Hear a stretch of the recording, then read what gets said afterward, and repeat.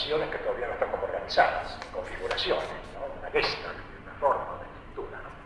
Entonces lo más primitivo, como un bebé. Hay que ver qué reflexión. ¿Y esto es de él? ¿Qué año es este libro? 96, por ahí. Y en el primer momento. 95. Pero siempre esto aquí ahora. A 5 años. En un primer momento, la conciencia es la relación de conocimiento entre un sujeto y un objeto. La palabra objeto, también, bueno, También hay que buscar. Yo marqué una referencia que hace Correas a la gente de la generación de contorno. Yo creo que tenemos que buscar contrapuntos en eso, a ver opiniones encontradas en relación a las relaciones que tenían en esa época, las opiniones que tiene un intelectual sobre otro. Sí. El objeto está ahí, frente al sujeto, como algo, digamos, exterior. El objeto es esto, aquí y ahora. Ni siquiera todavía tiene un nombre. Tenemos que pensar también el tema de la adaptación. ¿No? Tenemos que pensar cómo... Bueno, todavía no tenemos los actores. Sí. Pero hay que ser cuidadoso con eso. sí. Porque es imposible ese texto para... Ah, está acá. Sí, es imposible, pero a la vez hay que tratar de ser fieles, digamos, a la idea del intercambio sexual con el chonguito. Sí, sí. Digamos, ¿cuál es el nivel de legitimidad que tiene eso? Quizás alguno diga, ¿para qué? ¿Para qué carajo vas a querer filmar algo que transcurre los años 50, que no tiene ningún tipo de provocación hoy? Sí, por el lado de la provocación no... ¿Qué es lo que provoca el cuento? No, estamos muertos. Por el lado de la provocación estamos fritos. Por eso. Tampoco zarparnos con el tema de la masturbación, por ejemplo. ¿En qué sentido? Y en el sentido de poder representarla sin generar... Algo abyecto. Ya luego, en un momento posterior, hay una cosa con sus propiedades. Vamos advirtiendo que en esas propiedades que la cosa tiene como provisoriamente y que no son esenciales a ella, hay sin embargo algo que permanece. Entonces ahí paso a otro nivel. O sea, el misérrimo vocabulario de los muchachos de pizza es reducible en particular a boludo y a chabón. ¿Acaso por fallas del sistema sonoro del cine? ¿Acaso por la dicción de los actores? ¿O acaso porque en la parla de los personajes se abren las mismas carencias que las de su capacidad delictiva? Lo destroza. Hablando del lenguaje de Pizza y Refaso, dice: es tan postizo como una peluca, tan artificial como un reloj, tan antinatural como un teléfono. Pertenece al tipo de lenguaje mierdoso fabricado por los guionistas de cine y de televisión. Se los carga a todos. Supuestamente la película realista. Totalmente. De la época. Excelente. Para captar lo esencial, no puedo ya recurrir a la mera sensación ni a la percepción de la cosa y las propiedades. ¿Qué tengo que hacer para captar lo esencial de algo? Lo que hace que ese algo sea algo. Hola. ¿Qué Hola, tal? buen día. ¿Cómo estás? Venimos a buscar, averiguar un expediente que es de una causa del año 60. Sí. ¿Tienes idea de dónde podemos ir a...? En el archivo, te vas hasta la otra puerta a Vaivén, a tu izquierda vas a encontrar una escalera que dice archivo abajo. Bárbaro. No, por favor, gracias, adiós. hasta luego. Estamos buscando un expediente porque estamos realizando una investigación para un documental. Es un expediente que tiene que ver con una causa judicial penal del año 60 por un caso de censura. Publicaciones obscenas. Se supone que se empieza la búsqueda por acá. La búsqueda la empezamos acá porque acá es Archivo Federal Criminal y Correccional. Bien. ¿Ustedes saben el apellido, la carátula? Son dos. Bueno, Carlos Correas. Bueno, vamos a buscarlo. Acá te muestro todos los ficheros. De todas las personas. De todo lo que se tramita en Capital Federal. Correas. Ahí hay un Carlos. Correas Carlos Alberto. Correas Antonio Elvira. Correas Carlos Alberto. Correas Daniel, infracción a la ley de drogas. Correas Gertrudis, infracción a la ley de enrolamiento. Correa Gertrudis, No, entonces no lo tengo acá. Es un caso por publicaciones obscenas, es penal. Entonces eso pertenece al archivo penal de mi compañera Ana María Severina. Ah, no está Todo acá. Eso no. Estamos Acá yo buscando tengo. mal. Estamos buscando mal entonces, Esa es la perdón. dependencia del archivo. Claro, lo que estaban acá. Estaba acá y se mudó hará un mes, 2 meses. Sí. Acá tengo defraudaciones, estafas, ley de drogas. Pero- Ahora me enchufaron penal tributario, penal económico. Es diferente entonces. Es diferente la justicia, lo que No. buscan ustedes, cosas obscenas, homicidios, todo eso está en penal. Yo trabajaba en Imago Mundi, una revista de historia que estaba justamente casi en diagonal con el estudio de Ismael Viñas, una revista que dirigía Romero, José Luis. Y bueno, una tarde ahí golpean y aparece Correa. A Carlos lo conocí, habrá sido el año 55, 56. 56 casi. Y él vino, no sé exactamente con qué propósito, pero un poco en la conversación yo le dije, bueno, no sé, hablamos del cuento o si querés saber si yo soy gay, no soy, o algo así. De un encuentro bastante insólito, fuera de lo común, como fueron todas nuestras relaciones. Año 1952, pleno apogeo del peronismo. Estudiaba en la Facultad de Filosofía y Letras ya. Y a raíz de la facultad conoce la revista Existencia y después, por supuesto, como toda la gente culta de la época, de vez en cuando leía Sur. Y encuentra en Existencia, primero el interés que él tenía, como cualquier joven de esa época, interesado por la filosofía, el interés que tenía por Sartre y por el existencialismo. Se encuentra en una revista existencialista y ahí lo atrae el hecho de pensar de que había un grupo existencialista en Buenos Aires, cosa que daba la apariencia, no existía tal grupo. Y ahí se inició una larga amistad en la que fue un poco mi maestro, a quien yo le alcanzaba todas mis escrituras, mis textos. Seguimos hablando y salimos de ahí, me acuerdo, estaba en Diagonal Norte, y bueno, y establecimos después una relación, después él entró en la facultad. Él tenía un hermano que me parecía que era un poco mayor y su madre, ¿no? Entonces ahí, bueno, estudiábamos un rato después cenábamos y después yo me iba. O escuchábamos algún disco raro, ¿no? A él le gustaban discos absurdos, digamos, como zarzuelas, cosas así. Fue una relación que empezó extrañamente, porque no era común que alguien conociera a un muchacho, además un muchacho que no era del ambiente intelectual, que era algo completamente distinto.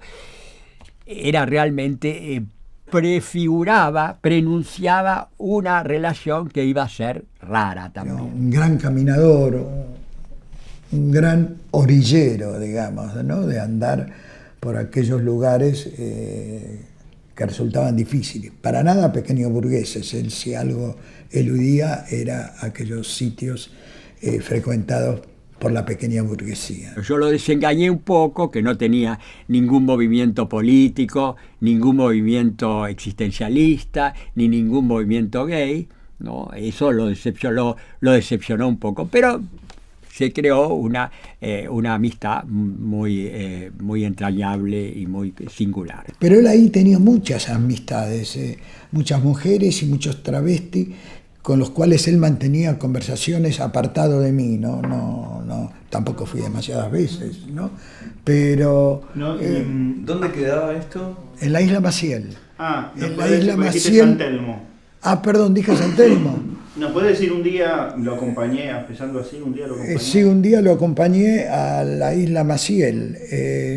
En la isla había muchos piringundines, no tenía tenía un aspecto más bien de gente de avería, más que de gente indigente, como es ahora, ¿no? Era un ambiente pesado. había una serie de galpones donde se milongueaba. No recuerdo con precisión qué tipo de música se hacía. No eran evidentemente cumbias como hay hace unos años, pero sí había peligrosidad. Se tomaba cerveza, había grupos de mujeres. Él me decía que eran travestis, eso lo conocía él más que yo. Yo no alcanzaba a diferenciar, tampoco los toqué como para saber si era cierto. Tomar ginebra era de macho, así que íbamos y tomábamos ginebra. Ahí empieza el circuito. Ahora también está la fiscalía, cuando no está individualizado. ¿Y cuándo llega a archivarse? Digamos, por ejemplo, recibe el juzgado de instrucción y automáticamente, porque termina que no hay pruebas, que quedan con un sobrecimiento o algo, te lo manda y lo manda después de un tiempo determinado el expediente, lo que sea, lo manda a archivo. ¿Cuánto tiempo tiene que quedar en el archivo? Porque algunos dicen 30 años, otros 30 años. Nosotros, penal, 30 años. Determinado, la de la resolución final, para destruir un expediente, 30 años. Se ve si ese expediente, a medida que se va trabajando, a la persona que lo está trabajando le salta a esa persona, tiene un valor social histórico, puede tener un valor social histórico, se sabe por algo se está formando el archivo histórico. ¿El nombre del fiscal no sirve? No, pues nosotros le recibimos a los juzgados. Claro. Entonces nosotros directamente tenemos estos ficheros que, te digo, los empezaremos a buscar. Está por apellido, Correas. Espera, es con S. Sí. Mira, Correas, lo único, mira, Carlos, que aparece acá, ¿ves? Correas Jacinto David. Y después Correas Joaquín. Sí, por orden alfabético no está. ¿Ves? Año 57. No, Correas Carlos, no Mario. No. Mira, si no aparece acá, o en el otro fichero que es el nuevo, que es posterior a los años 60, así que te lo puede pasar porque quizás archivan con posterioridad y todo, pero el fichero viejo es este. Puede estar, o no lo mandó el juzgado, nunca vino acá, pudo haber quedado en juzgado, pudo haber pasado otro fuero. ¿Entendés? Pues nosotros hacíamos ficheros de sentencia. No tenemos fichero de instrucción, ni correccional, ni nada. ¿Sabes? Bien. ¿Me decís? Laforgue con doble F. Laforgue. A ver.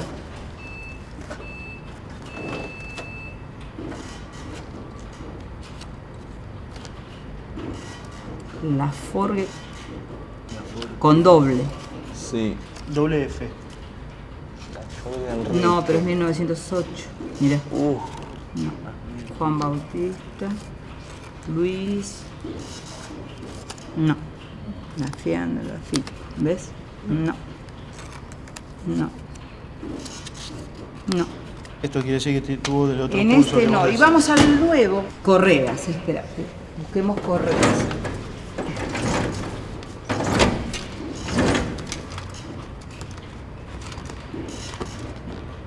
Corral, no.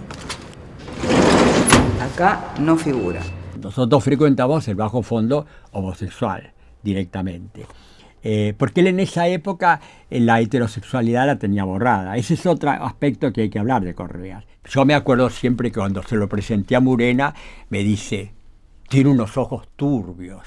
Pues Murena siempre idealiza esos ojos turbios, es porque era miope, ¿no? Hinchaba un poco las bolas, porque, viste, sus avances eran igual muy pudorosos, muy recatados, pero eran así en este sentido, de hacer esa especie de broma, vos sos un objeto y yo soy el sujeto, el objeto sos vos. Porque quizás en el fondo no era algo sexual, sino era algo de poder. Yo pienso que era fundamental para Carlitos sentir el poder de la relación entre amigos. Lo que siempre me llamó la atención era como un voluntarista, para decirlo de alguna manera, de mala manera. Tenía presencia escénica, entraba y era él que entraba, se sabía que era Carlitos, yo le digo, Carlitos parece que lo disminuyera, pero no, entraba Correas. Porque después pasó, se volvió para, digamos, tuvo una pareja, una muchacha, y tuvo otras parejas que también yo conocí, de mujeres, etcétera. Pero era como que decidía, dejo de ser homosexual y paso a ser heterosexual. Una cosa así, como que lo mismo con respecto al estudio en la facultad. Es decir, Severelli o Mazzotta tenían otro movimiento, dejaban, entraban, salían. Correa, una vez que se proponía estudiar, era como una especie de máquina que lo hacía así. Una sola vez me crucé con la madre, porque toda la familia era como que ahí estaba el sujeto monstruoso y querible de su hijo en esa especie de gran living con gran biblioteca, conversando, y no había que interrumpirlo, había mucho respeto hacia él en la casa. Y acá me escribe algo interesante, ¿no? Porque él me avanzaba muchas veces, ¿no? Entonces me dice, ¿de quién será al fin la victoria?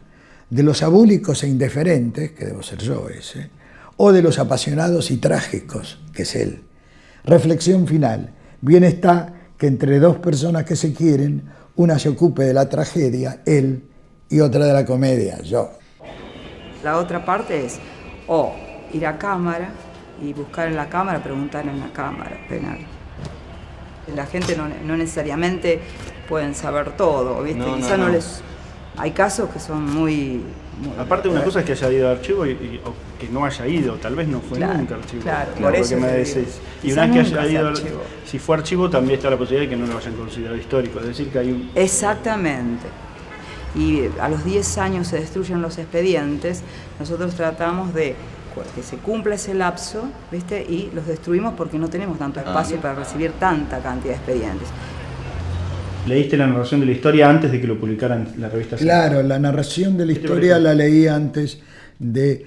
Me pareció, no le di la importancia que después tuvo o la pesadez que tuvo, porque, claro, él cuenta cómo un homosexual se levanta un chongo y era algo tan banal, me parecía en ese momento, pero no esperaba que tuviera, y él quizás tampoco, porque se apesadumbró mucho con esa especie de persecución que le hicieron. Yo recuerdo que yo lo defendía al cuento como podía, ¿no? Digamos. Yo creo que el cuento era bueno y hoy en día sería timorato, casi diría yo, lo siento pero en aquel momento fue un buen cuento y fue bastante valiente publicarlo. Porque... Era un cuento leído hoy, sobrio, nada pornográfico, ustedes lo habrán leído, muy sobrio, a lo que se publica hoy. Era una cosa, pero perfectamente clásico, era un cuento clásico, muy sobrio, no había escenas escabrosas ni por asomo, causó escándalo. Yo no tengo costumbres, dijo. Me horroriza tener costumbres. Y no tengo historia tampoco, ni tengo evolución. El morochito lanzó un breve silbido y empezó a echarse el humo del cigarrillo en las manos. Yo sé quién sos, dijo. Uno de esos tipos fracasados que se vuelven viejos arrastrándose por las calles, hablando en los cafés y cambiando de amigos todos los días. Ernesto lanzó una carcajada. Muy bien dicho, dijo. Alguien te lo habrá enseñado, pero no es así. Yo no soy esa clase de hombres. Bajó la cabeza y frunció las cejas, como si recordara algo desagradable. Una antigua preocupación. Algo de lo cual había intentado huir durante toda su vida y que sin embargo esa noche lo había llevado a esa plaza y a ese muchachito que lo escuchaba. Yo no soy Erdosain, pensó como para sí mismo. ¿Y ese? ¿Quién es?, dijo el morochito. El personaje de una novela, contestó Ernesto. Un pobre tipo equivocado, un maniático pensativo, algo inmundo. El texto no es que yo hoy creo que nadie de los que estábamos en el consejo diga, qué lindo texto, qué bello, publiquémoslo, sino que en ese momento se armó ya una rosca y una discusión muy espesa, tan espesa que estos personajes dijeron, bueno, si se publica nos vamos, bueno, váyanse, chao, y renunciaron. Había un subtexto que se discutía, porque en realidad los que se fueron, digamos, decían que el cuento no era valioso, que, en fin, que había que uno se exponía por un cuento que no tenía demasiado valor literario, cosas por el estilo. A eso podríamos retrucar que ninguno, digamos, de los textos que publicamos era una obra maestra, ni los poemas de Urondo, ni ninguno. Es decir, eran textos que consideramos valiosos, y en este caso especial, por lo menos para mí, era como un desafío a ver qué pasaba. Desgraciadamente pasó mucho más de lo que esperaba. Cuando salió la revista, traté de rápidamente distribuirla por si las moscas, distribuirla a la gente amiga, es decir, que se vendieron. Es decir, enseguida empezó a circular y enseguida empezó a haber cierta discusión, y casi de inmediato fue cuando De la Riestra procedió, por así decirlo, que procedió de una manera global, porque en la primera instancia los implicó a toda la comisión del Centro de Estudiantes, a toda la comisión de la revista, obviamente al director, que era yo, y al autor. Es decir, ahí era un paquete enorme, no me acuerdo cuántos éramos, pero la primera vez que fuimos al juzgado éramos como 20, qué sé yo, más. Cuando te llamaron a declarar, ¿recordás algo de la indagatoria? Sí, un juez, pero con una voz así de actor de película argentina viejo, tipo Tequemuño, ¿no? Me preguntaba, bueno, qué pensaba yo del cuento, y yo dije que me parecía un cuento. Bueno, según nos habían dado un instructivo, ¿no? Tenés que decir tal cosa. Ismael. Ismael les dio un instructivo. No, nos los dio, creo que me lo dio el propio Correa, me dijo, vos decís eso. Aunque yo no lo creo, me dijo. Tenés que decir que yo demuestro, digamos, que una relación homosexual permanente es imposible, ¿no? Algo así, ¿no? Y entonces yo decía eso. Y decía, bueno, me preguntó si se lo mostraría a una hija, si yo tuviera, y yo le diría, ¿una hija de qué edad? Digo yo. Y dije, sí, pues, creo que sí. Sobre todo si la educo yo. Nosotros íbamos con petulancia, ¿entendés? No teníamos miedo. Decíamos, después me entrevistó un secretario, digamos, y le volví a decir lo mismo, y entonces me leyó una parte del cuento, y yo dije, está mal interpretado lo que usted dice, porque el tipo dice que está alegre y contento, pero se nota que es cínico, que no está nada contento, algo por el estilo, y ahí terminó.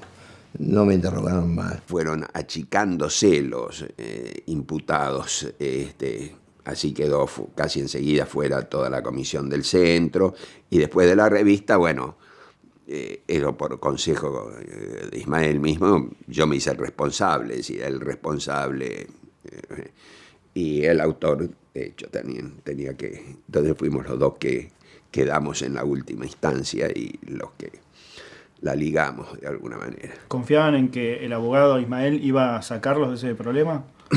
No estábamos muy seguros, porque como fue una cosa tan fuerte desde muchos ángulos, y éramos tantos los implicados, es decir, pensábamos que no iban a condenar a todos, lo cual era absurdo, y finalmente la condena tampoco fue una cosa terrible, ¿no? Porque fueron unos meses, lo que sí que... ¿Cuál fue la condena, perdón? 6 y 3 meses. 6 a Correa y 3 meses a mí. Dicen 6, pero fue esa.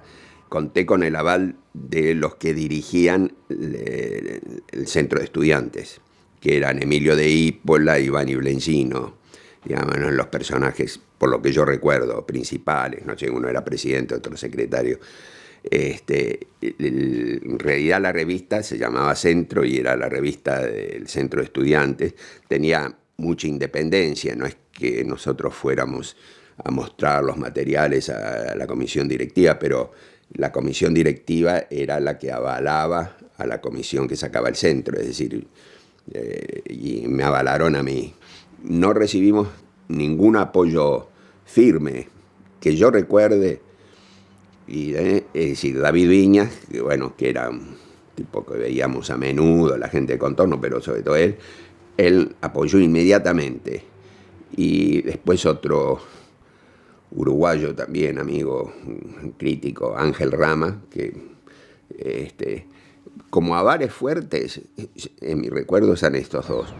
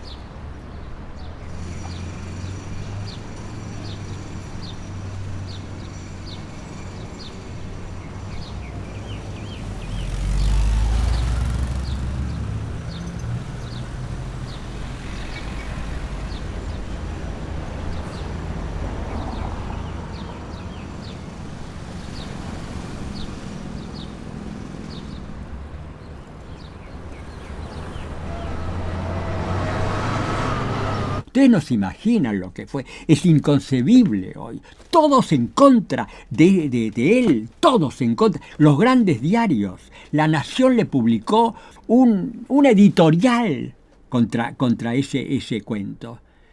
La izquierda en contra, absolutamente, que era homofóbica por completo, el Partido Comunista. Ahí viene la anécdota que después les voy a contar, si quieren, de Abelardo Castillo, ¿no? Todos no había nadie, salvo el grupito, de que éramos sus amigos de Contorno.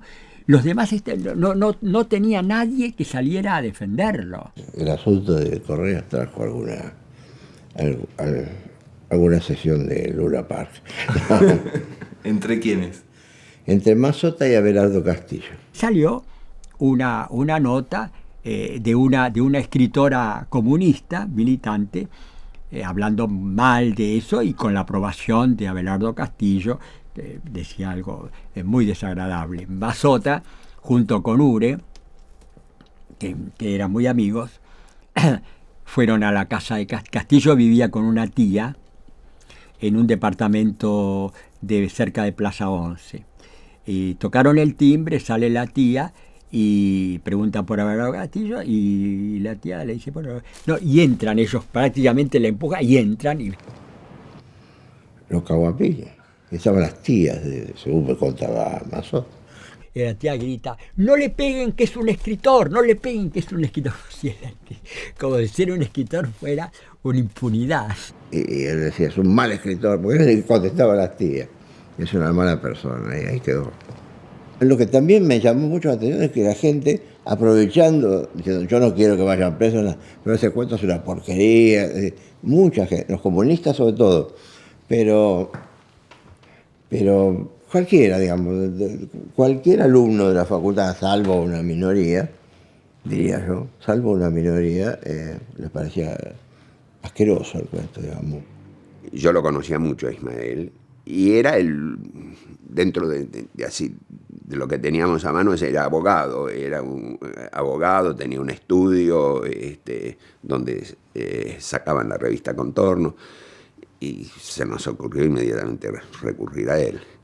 Él no estaba conforme como había sido el manejo de Ismael del juicio, pero se bancó de que aparentemente, y es cierto, cuando vos entrás en manos de los picapleitos, de los abogados, del derecho, tenés que acomodarte a esas situaciones de derecho y decir un discurso que no está en tus planes, que a vos te gustaría decir al revés, sí, ¿qué me importa? Pero no lo podía decir. No estaba de acuerdo, creía, y por eso digo yo que era una especie de soberbia, del estar por encima del hecho cotidiano del derecho, ¿no? de de la legalidad de las cosas. Nos pidieron la carátula es a partir de los apellidos de los imputados, ¿no es cierto? Bueno, le dijimos los apellidos de los imputados y no está. O sea que tendríamos que buscar el libro, si tenemos el libro que corresponde a la fecha. Son libros manuscritos, donde se hace una anotación un tanto rudimentaria por la época, pero bueno, ahí tendríamos que buscar por el nombre y el apellido de las personas o por la fecha, para ver si tenemos alguna causa con ese delito. ¿Está ordenado alfabéticamente? No, es por ingreso. O sea, venía la gente acá, hacía las denuncias, esto se sorteaba por bolillero en esa época. Lo buscaríamos por el año. Más por la fecha que por los datos de la persona. Es una búsqueda un poco larga, pero... Es muy larga porque son... Claro, porque hay que encontrar todo lo que entró... Por ahí hay días que entraban 200 denuncias o días que entraban 20. Sí, pero ¿podemos ver los libros? Sí, podemos buscar el libro de la fecha, tarda un poquito en buscarlo, pero lo traigo y lo buscamos. Lo que pasa es que no tenemos nada concreto hasta ahora, de todos los lugares que fuimos. Pero bueno, ampliás el rango de búsqueda y lo tenés que encontrar. Sí, pero toda la parte judicial se cae si no conseguís un expediente, algo, no sé. Este es un libro más o menos de la fecha, que va del 57 al 61. Son periodos largos. Son periodos muy largos, porque la anotación es una línea nada más.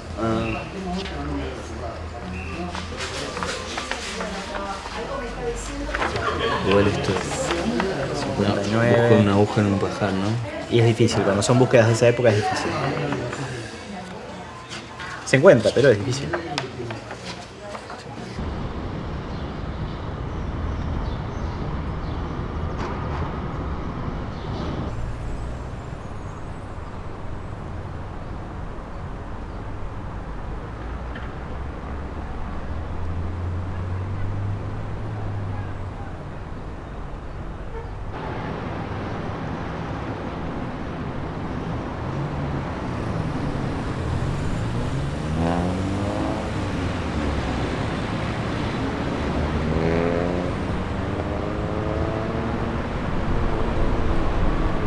Bueno, esta es una guía, pero es una guía del 69, donde están todos los... un poco posterior. Las cámaras, correccionar los diferentes fueros.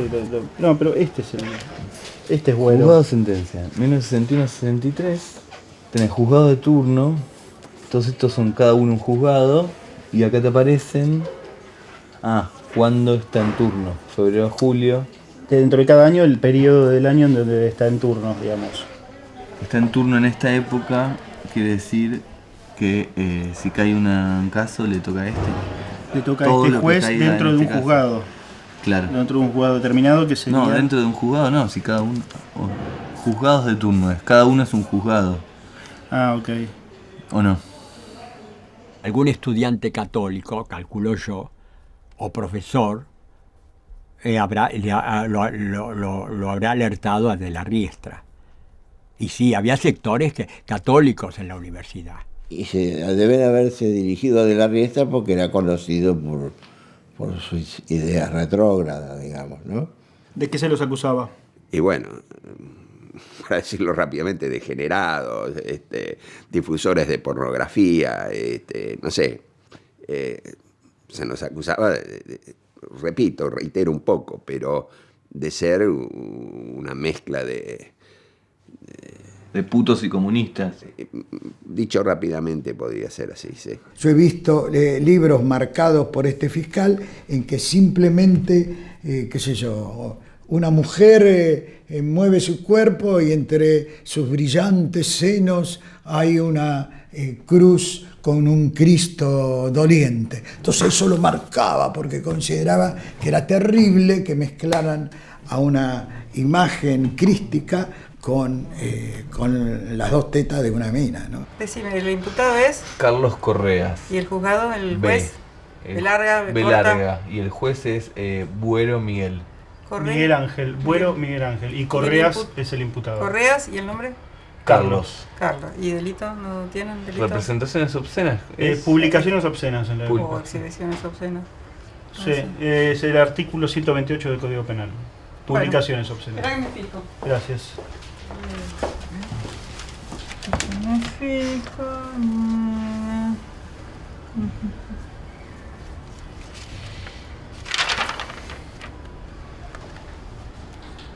No. ¿Sabes que no? Claro, está bien que tenemos todo viejo nosotros, pero no. ¿No tendrás algún otro dato? ¿Otro imputado? Otro... Laforgue es otro imputado. A ver, Jorge espera, Laforgue. LAF. Sí, Laforgue. Sí. No. No. O sea que en principio podemos decir que el expediente no está acá. Acá, en este lugar físico, no. No.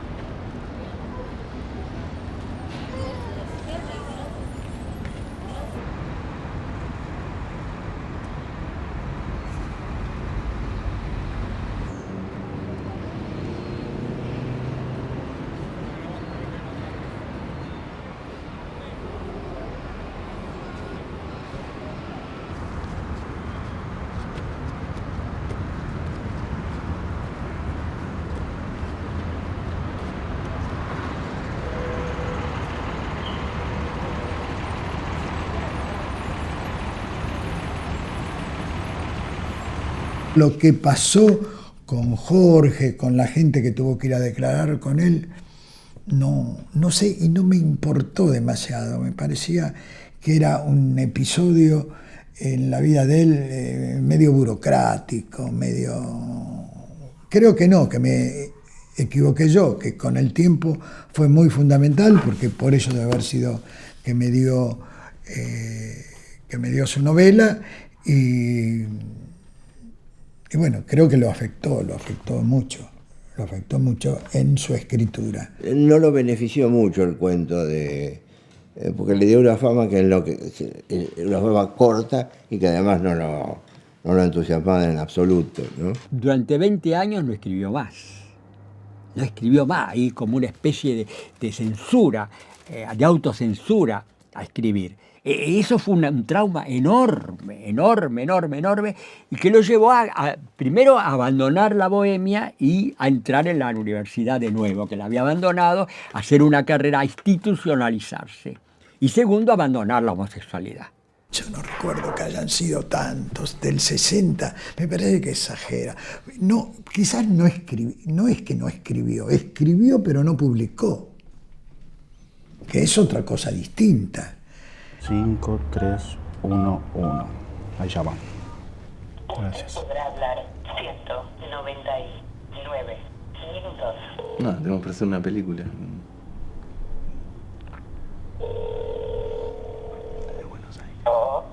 Hola. Sí, hablo con la casa de Ismael Viñas. Sí, habla. ¿Y a usted no le quedó ninguna copia? No hizo copias de eso. ¿De qué? De los expedientes.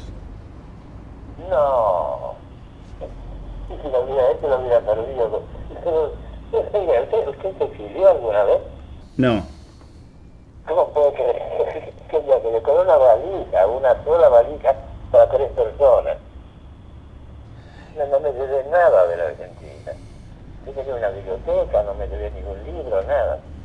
¿Se acuerda del fiscal de la Riestra? El fiscal de la Riestra, buen hijo de puta, que era, ¿cómo no? Claro que era famoso, era famoso por miserable, que era el abogado defensor de Correa, que defendía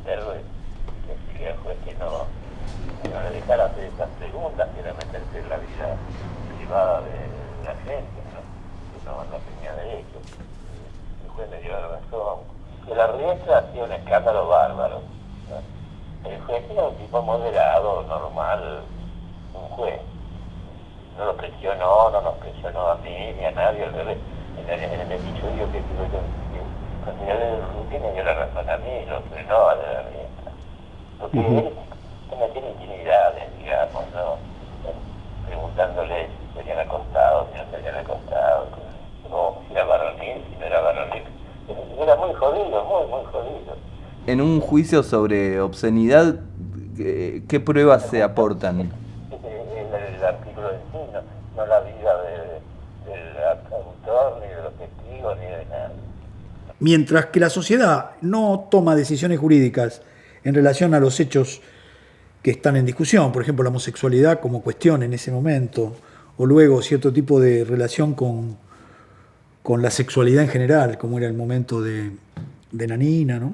O luego la dictadura, que nunca encarceló a nunca encarceló jurídicamente a nadie, digamos, ¿no? Pero la dictadura, que parece ser el eslabón débil, es llevada a tribunales por esos motivos que la sociedad está discutiendo en otro registro. Por lo menos así era en aquella época, ¿no? ¿Y por qué llegaron a condenarlo por publicar ese cuento? Bueno, el cuento era, digamos, un poquito pornográfico, digamos, así que nosotros no se lo quisimos publicar en Contorno. No lo quisimos publicar porque no coincidía con la revista nuestra. No tenía lugar, un cuento con implicancias sexuales, así, no quedaba dentro de la línea que tenía Contorno. Pero yo tenía siendo amigo de él, los jefes tenían que verlo conmigo. Y seguramente tuvieron que tener alguna estrategia como para no quedar pegados con el caso. Bueno, la dirección de la revista tuvo que asumir la responsabilidad de haber publicado el artículo. ¿Correas le agradeció su actuación? Sí, claro, como fue la dirección le cobraba. Tenía que hacerlo. La cosa que me quedé medio dolorido por la condena. Por la condena en suspenso. Claro, por la condena que le dieron, me quedé medio sensación de culpabilidad, digamos así. Yo hice una antología de los usos del relato policial. No era específicamente una antología que trabajara con relatos exclusivamente escritos con la regla del género, sino que básicamente lo que veía era cómo estaba presente el género en textos diversos de la literatura argentina,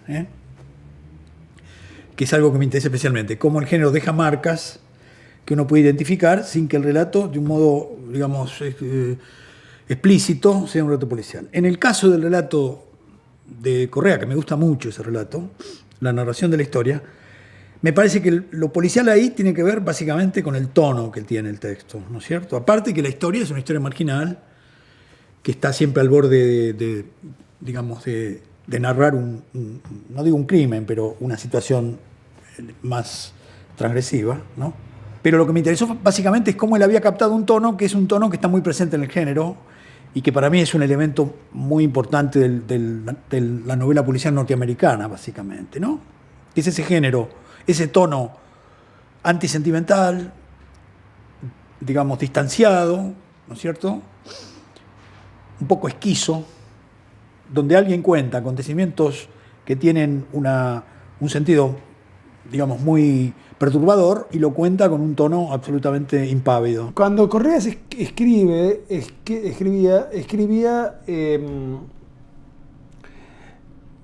con un lenguaje que buscaba y conseguía ser muy preciso, de una gran economía. No le sobran nada las frases de Correas, ¿no? Es preciso, es exacto. Correas, el que es bueno, es el de Operación Mazota, el de Kafka, el de Kierkegaard. Cuando escribía más corto, más contundente, y esas cosas él las veía muy bien. Y me pareció que era una manera muy, muy interesante de contar una situación que en ese momento era una situación bastante perturbadora, digamos, ¿no? Porque uno puede asociar esa situación, digamos, un levante homosexual, para llamarlo así. Bueno, lo que hay antes de eso es la escena del juguete rabioso, donde Silvio Astier tiene una relación en un hotel, una conversación más bien en un hotel, con un chico que también está ahí, digamos, para levantar, ¿no? Pero salvo, o por lo menos que yo conozca, salvo esos antecedentes, no había nada que uno pudiera decir, bueno, hay una tradición como hoy, digamos, donde hay muchas historias contadas así. Y un segmento biográfico que no estaba aislado de las condiciones del espacio. Y esto es importantísimo en la literatura de Correa. Hay una especie de junción permanente entre cuerpo y espacio. Pueden ser espacios pequeños, un baño público o el panorama de la ciudad, pero siempre está ese cuerpo que de algún modo juega de una manera particular dentro de ese ámbito, dentro de ese espacio. Si hubiera que rodar un film sobre Correa, yo creo que este sería una suerte de tópico que no se puede abandonar.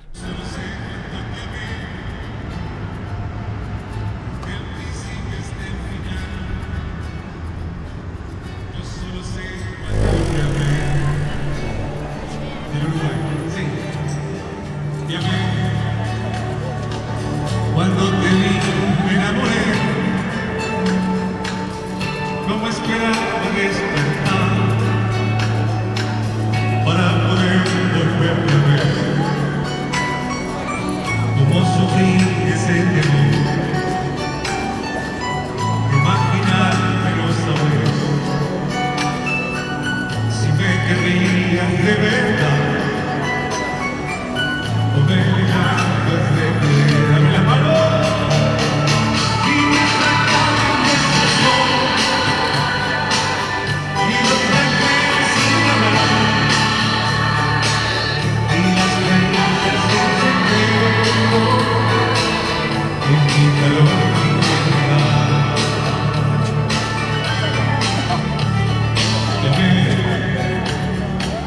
Nadie creyó cuando te amé.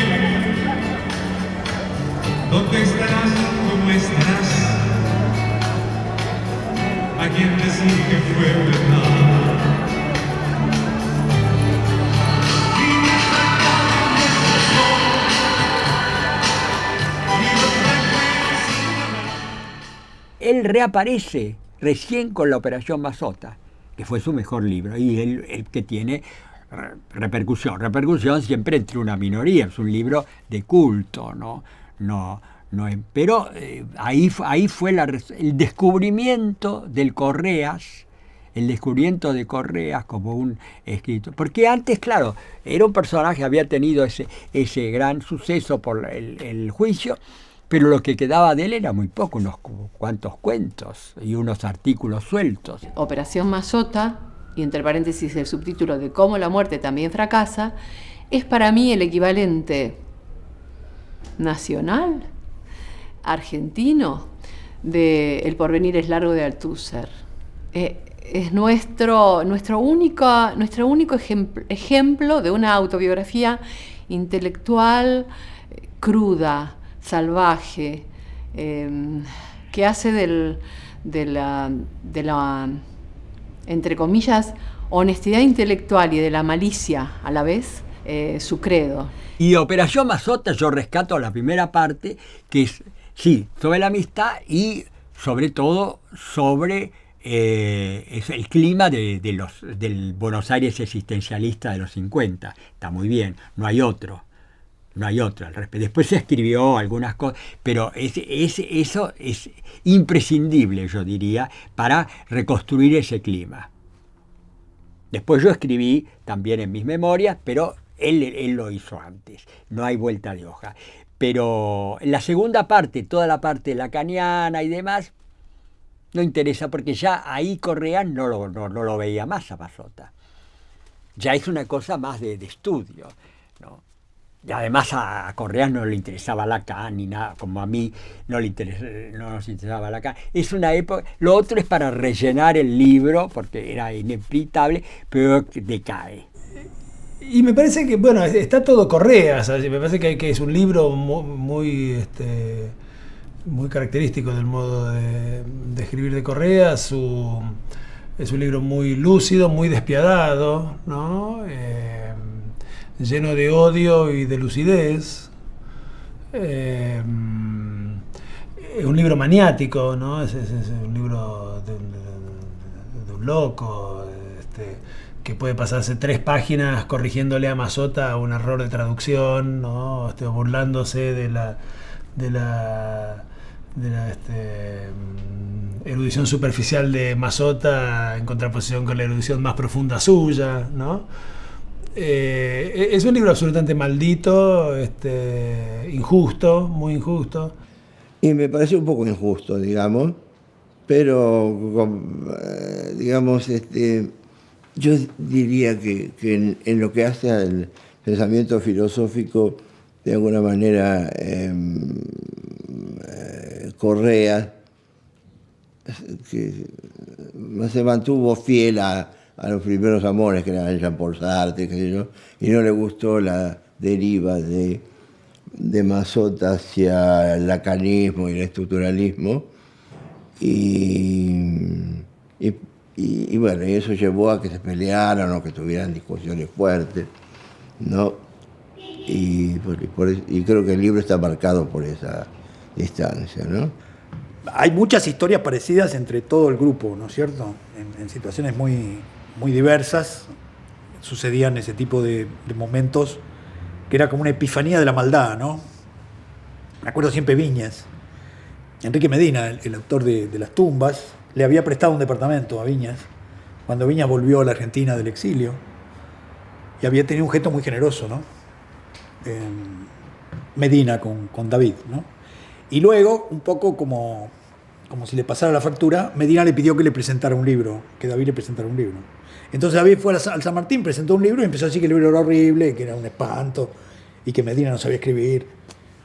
Acto sartreano puro, ¿no? Va a la escena y dice, este libro es una porquería, ¿no? Estoy acá porque me prestó el departamento, no puedo hacer otra cosa que venir. Bueno, ese tipo de escenas siempre me parecieron un poco retóricas a mí. Y me parece que eso es lo que está en el libro de Correa sobre Mazzotta, ¿no? Hay una fuerte idea de compromiso en Correas. No me parece que sea la idea... Hay una fuerte idea de compromiso intelectual, no con una causa, no con un partido, no con una idea. Me parece que hay el fuerte compromiso de decir brutalmente todo, de no callarse nada. Pues yo no lo leo en el contexto de aquel que dice ese tipo de cosas está mostrando una sinceridad y una capacidad de romper las reglas que lo convierten en un héroe sartreano, ¿no? Claro. Como yo no creo en eso. Y a diferencia... Tengo otra idea de los héroes, digamos.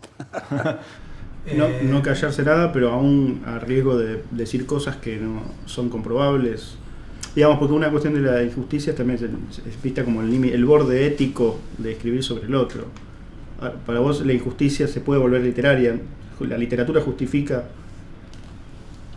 esa injusticia? No sé qué justifica. Si algo justifica, me parece que es la absoluta disposición a pagar todos los costos personales por las injusticias que se cometen. Es decir, me parece que Correas pagó caro el haber dicho grandes barbaridades. Entonces, si uno le hubiera dicho, vos no tenés derecho a decir esto, el tipo te habría dicho, mira, vivo en un monoambiente de 11, ¿a qué no tengo derecho? Por supuesto que es fácil no decirlo todo frente al enemigo, ¿no? O sobre el enemigo. Lo que no es fácil es decirlo todo sobre el amigo. Porque estaba insinuando que Mazzotta había ido, él lo había visto acompañado por dos personas que formaban parte del grupo de tareas. Habría que lograr que esto, si era verdad, se pudiera probar, porque si no es una infamia, ¿no? Sacarte de encima a alguien diciendo que lo viste en un Falcon, sentado al lado de dos policías o de dos de estos militares secretos es medio pesado. Puedo creer muchísimas cosas de Mazzotta, pero ya a ese extremo no. Cuando hay rencillas de grupos, uno nunca sabe, ¿no? ¿Qué pasa, no?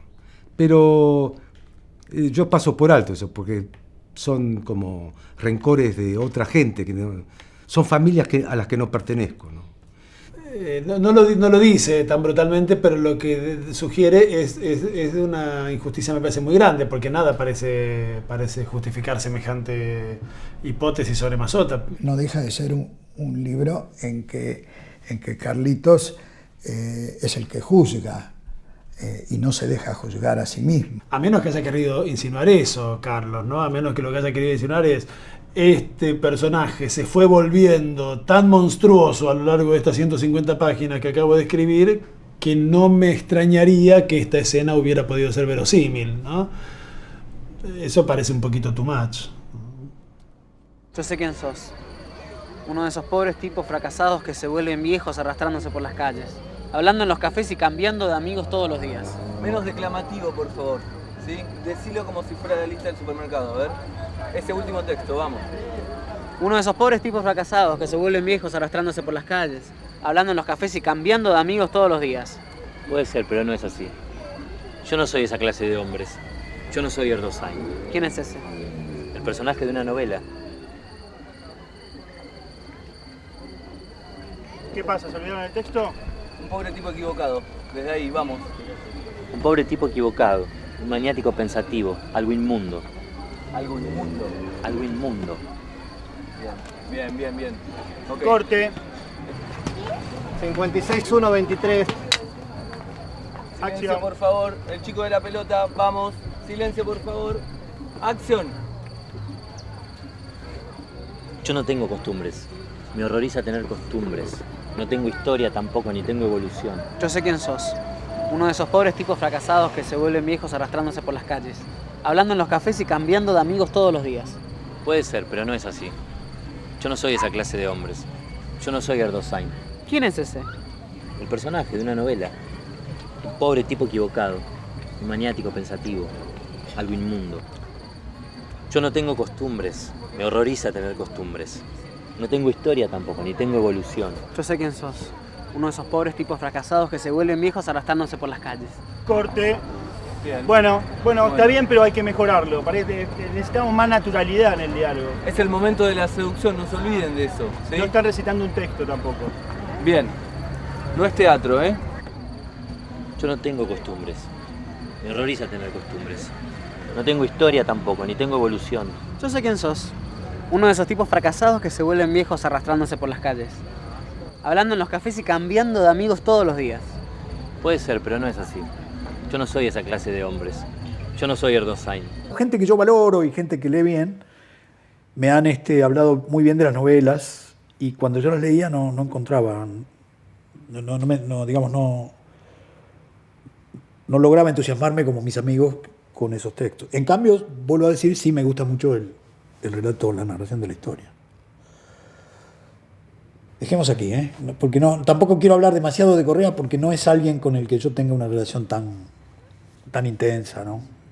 Era muy particular como escribía, era agresivo, era tajante, tenía buen manejo del lenguaje, era frontal. Esa vieja escuela del primer sartreanismo, que fue el mejor, él la tenía, era transgresor, era distinto a los otros, ¿no? Yo lo comparo con Walter Benjamin. Si leemos a Walter Benjamin, que hoy se consideran los autores, Walter Benjamin no escribió más que borradores. Incluso la obra más famosa de él, Los pasajes de París, no existe. Se publicó un tomo de casi 1000 páginas y que son a veces apuntes y a veces citas de otros libros que él iba a reunir, como hacemos todos los que escribimos, que reunimos las partes que nos interesan de los libros que estamos utilizando. Es eso, se hizo famoso, un libro que nunca fue escrito. Yo creo que lo más parecido realmente es Walter Benjamin a Mazzotta, en ese sentido me refiero, no en el contenido. A Correas. A Correas, sí. Lo que pasa es que decir eso de algún modo, compararlo con Benjamin, de algún modo es tanto criticarlo como exaltarlo. Como bueno, exaltarlo, lo que ¿no? pasa es, claro, a mí me fascina, me fascina Correa. Aparte, modestamente yo me considero como el descubridor sin mí no sé qué hubiera sido de Mazzotta. La carta al padre, lo de Kierkegaard y lo que yo tengo de Kierkegaard, que no sé si es un inédito o no, lo de Operación Mazzotta está totalmente terminado, ¿viste? Nada de proceso, eso es una snobería, no, está terminado. Y creo que Al también está terminado. Nada de estar en proceso. El libro de Roberto Ar, que ahí es el intento de convertirse en un escritor académico. Y él no es eso. Yo creo que en el libro de Roberto Ar es todo un embrollo, ¿no? Porque se vuelve teórico. En algún momento, viste, estás leyendo estos conceptos artianos, realización de realización, es decir, que se pierden sus propias jergas. Del libro de Roberto Ar, lo que a mí más me interesa son las notas al pie de página en letra chica, porque ahí está el verdadero Correas, cuando cuenta alguna anécdota así picante y cosas así. Pero cuando él no usa jerga y va directamente al objeto, llámese Mazzotta, Kafka, etc., ahí está aplicada esta filosofía de la existencia con la prosa tan tajante y tan certera. Por eso es un artista, es decir, ahí está. Yo lo que rescato básicamente, creo que sin Operación Mazzotta no existiría Correas. Lamentablemente, hasta donde pudimos hacer una búsqueda, porque se hizo una certificación de esto en base al pedido de ustedes, el expediente, el original, el expediente donde fue condenado Carlos Correa y otras personas estuvieron imputadas y procesadas en la sentencia, no está, no existe.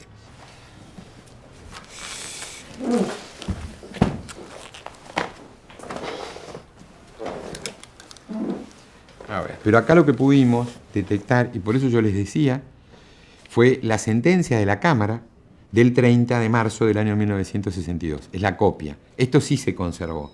Pero lo que no tenemos es el original del expediente, que les vuelvo a repetir, fue destruido.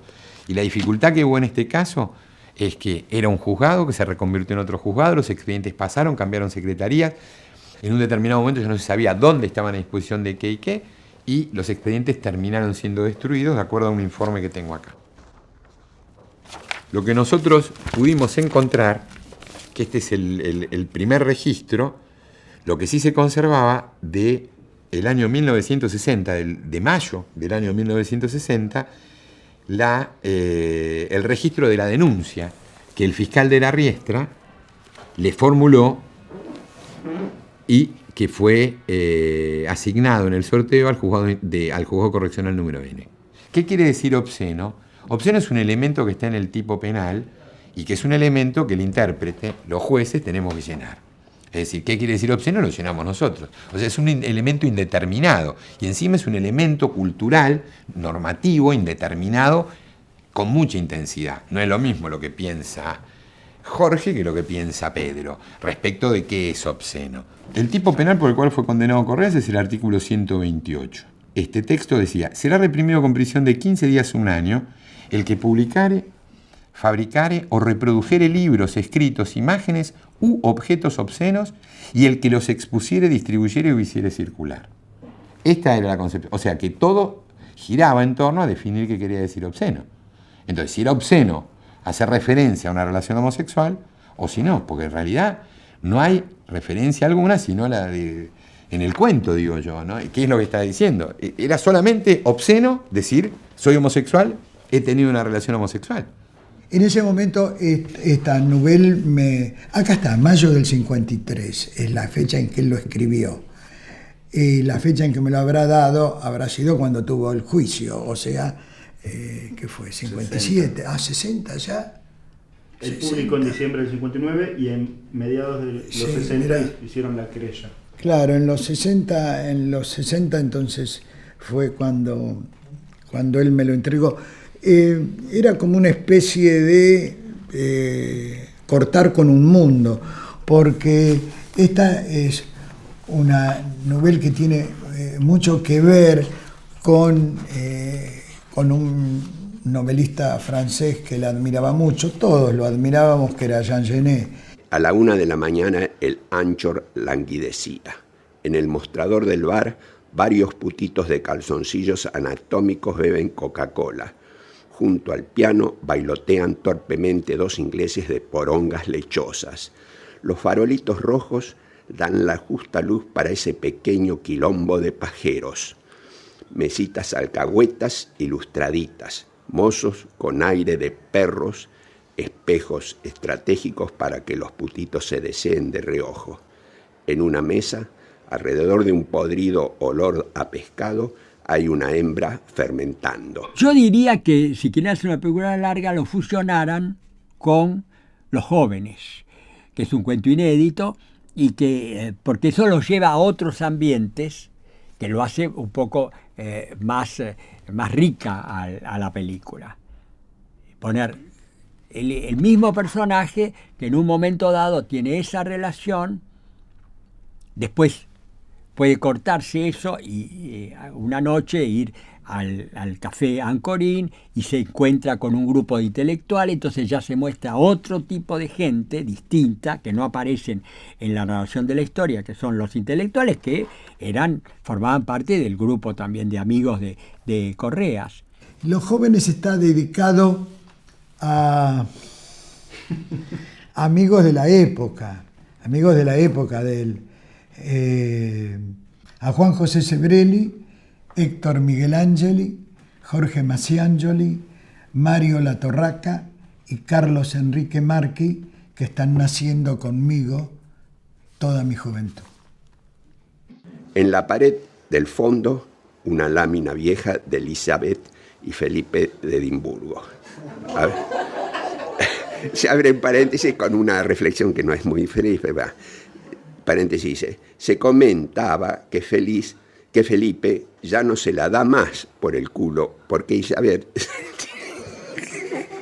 se tira muchos pedos y como he sabido, los de Elizabeth arden. Bueno, en esa época había lugares emblemáticos, por ejemplo, el Parque Japonés, no sé si ustedes oyeron hablar, que de día era un lugar de diversiones para niños, ¿no? Y de noche se convertía en una cosa terrible de todo tipo, de prostitución masculina, femenina, todo, con esos jueguitos, y esos cafés y esas pizzerías. El pianista, con los pendejos sudados, aporrea el piano tratando de crear el ambiente frenético que el oficio requiere. No hay caso. Las locas hablan, los mozos gritan, un inglés se rasca los huevos sin malicia. Las luces se hacen más rojas, la ciudad del deber se hunde en la ceniza negra. Los putitos devoran las braguetas con los ojos. Los hortos, laxos y vacíos, palpitan de deseo. Los marineros era una fuente de sexo espectacular, de todo, de sexo heterosexual y homosexual. Venía un barco y el mundo se largaba a la calle a buscar los marineros suecos o ingleses.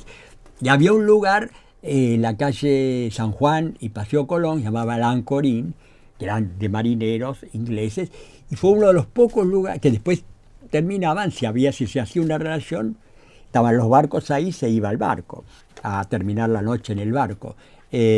Y era el único lugar que en esa época de gran represión se bailaba entre hombres. Ese parto de amanecer que dice, adiós rubia encantadora, hermano de la violeta, desabrochá la bragueta hasta el último botón. Y si sale el tiburón, no te asustes, vida mía, que yo te la metería hasta el último rincón. Buah. Además, con esta cuestión del sexo, ¿no? Estaba muy ocupado con eso. Con todos los sexos que puede haber en el mundo. No sé si salvaron los animales, ¿viste? No, estaba ocupadísimo con ese tema. El tema de lo bajo, ¿no? El tema de lo vil. Las locas se despegan el pantalón de la raya del culo y se aguantan por cortesía de ir hasta el baño a mear. El foxtro, los farolitos rojos, la esencia exquisita de los sobacos, los grititos agudos, los zapatos que raspan el suelo y esas pijitas mustias sin uso que solo se paran cuando el ariete musculoso, tremendo e hirviente, abre los huesos por atrás. Resbalones sobre el piso, miradas, el piano enloquecido, las locas mansas, el charco de olor y sudor entre los muslos y esa desesperante ausencia de semen y la sangre que se les pudre y solo faltan los dolores de madre y tu voz incomparable que me dice, que me grita como nadie, ¡ay, sacámela que me cago! Esto sí podía ser prohibido, uno entendía si prohíben esto, porque es, digamos, obsceno. Esto lo escribió en el 53, tenía 22 años. Es la edad en que Scott Fitzgerald escribió Más acá del paraíso.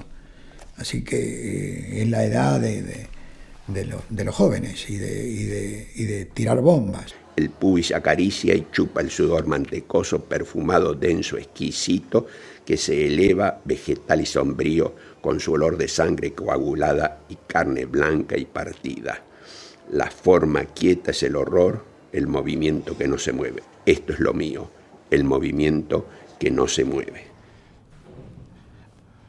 Y que la sentencia, lo que nos va a decir, porque esto es que confirman la condena que se había dictado en primera instancia de Carlos Jorge Correas y de Jorge Raúl Laforgué o Jorge Raúl Armando Laforgué, está escrito distinto, por publicaciones obscenas a las penas de 6 y 3 meses de prisión en suspenso respectivamente y al pago de las costas procesales. El punto segundo fue confirmar a sí mismo el punto 2, porque había sido apelado por De la Riestra. Esta es la segunda instancia. Esto es en segunda instancia. De la Riestra, la absolución, porque él había pedido el procesamiento de más gente, no era solamente Correas. Y el punto 2 de la sentencia de primera instancia absolvía a Juan Carlos Franco, María Luz Laura Romero, Enrique Adolfo Borcel, Emilio Osvaldo Colombo, Marta Duhovne, Analía Pairó, Susana Beatriz Torrado, Juan Benglino, Víctor Laster y Nora Speyer. Ellos fueron absueltos y la Cámara confirmó la absolución que se dispuso respecto de ellos, pero esto lo había apelado De la Riestra. Y a su vez fue revocada la sentencia porque había condenado a Celia Felicia Durruti o Silvia Felicia Durruti, Sofía Clotilde Fischer y Pedro Luis Pasturensi, y se los absolvió en la Cámara.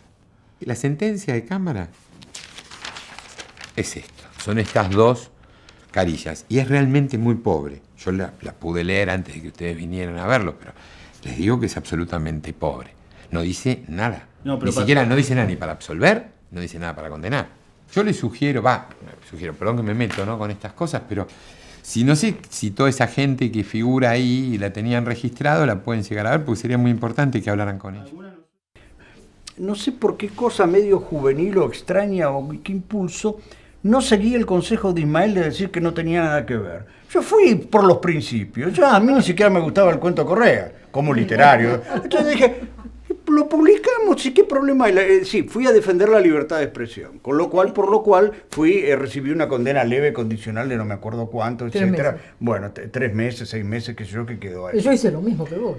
Por eso, es decir, quedamos algunos extraños imputados que además nos daba vergüenza decir, pero ¿quién lo publicó al final? ¿Y por qué no defender? Porque, es decir que nadie tenía que ver era admitir el delito, que era una publicación obscena y pornográfica. Cosa de el centro de estudiantes no tenía ningún vínculo jerárquico con la revista. No tenía sentido solidarizarse para que encanen a muchos más, sino que tenía más sentido ir como reduciendo al máximo, que eso no cambiaba la situación, me pareció una cosa racional. Efectivamente, recuerdo una reunión con Ismael donde se planteó que en la primera declaración ya la gente del centro planteara que no había leído el cuento y que no participaba demasiado de las decisiones del comité de la revista, claro. Lo cual, por otro lado, era cierto, porque jamás leímos eso. Pero lo que les chocaba muchísimo, digamos, era que fuera un tema de masturbación, que fuera un tema de homosexuales, pero además que el cuento estuviera dedicado a una mujer. El nombre de Celia ahí, en En la dedicatoria era como que los volvía locos. El fiscal de la Riestra, y ahí entra algo que vos dijiste, me preguntó qué relaciones yo tenía con el autor del cuento. Porque el cuento le había sido dedicado a Celia Durruti. Entonces, yo lo miré al juez, cuyo nombre en este momento no me acuerdo, y con aire muy serio le dije, señor juez, yo no entiendo la pregunta del señor fiscal. Porque el señor fiscal me hace una pregunta que si le entiendo normalmente, la relación que una compañera puede tener con un compañero de facultad es de compañerismo. Si el señor fiscal quiere insinuar otra cosa, que lo diga. Y entonces hay dos posibilidades. O retira lo que había dicho, o yo le hago un proceso por agredir a una señorita. De repente, Ismael Viñas se giró contra la biblioteca que estaba así, yo veía que se estaba muerto de risa. Y al juez se le cayó algo debajo del escritorio. Pasó un tiempo, yo impertérrita, trataba de no matarme de risa, pero era muy difícil. Y salió de ahí abajo y dijo, el señor de la Riestra o fiscal de la Riestra, usted mantiene la pregunta. Y de la Riestra retractó la pregunta. Mi primer trabajo fue en el Cronista Comercial. El director del Cronista Comercial era el doctor Rafael Perrota. El doctor Rafael Perrota era una persona de blazer azul, de traje de beige cruzadito, corbata roja, pañuelo rojo, dirigente de la Asociación Cristiana de Empresarios, jugador de golf, creo que miembro de la Sociedad Rural, de lo que te imagines. Lee esto que sale en los diarios, en La Razón creo que fue, y reacciona. Pero no porque se tratara de una publicación obscena, pornográfica o algo por el estilo. Creo que eso ni siquiera a lo mejor lo consideró. Dijo, miren, este pasturense parecía tan buen muchacho, es de la FUBA, es comunista. Un día de esto viene con un cuchillo y los mata a todos. Mira, yo lo que sé es que avisaron con media hora de anticipación que iban a llegar a la facultad, nos avisaron a nosotros, vino el fiscal de la Riestra, estaba yo solo en el local, entró y tuve una larga conversación con él a la espera de la camioneta que se tenía que llevar los ejemplares. ¿Y es cierto lo que se rumorea de que estabas de acuerdo con De la Riestra? Fue curioso porque es la primera vez que me encontraba frente a un fiscal, por supuesto. Él era una persona muy educada, muy bien vestida, con unos anteojitos negros. Me preguntó qué hacía yo allí, le dije que era empleado, etc. Y él dice, como quejándose, yo tengo un oficio que me obliga a tomar ciertas actitudes que no son las que yo quisiera. O algo. No sé si me llegó a decir eso, pero yo lo interpreté así. Entonces, era casi una víctima del sistema. Yo le decía, pero ¿quién lo obliga? Renuncia.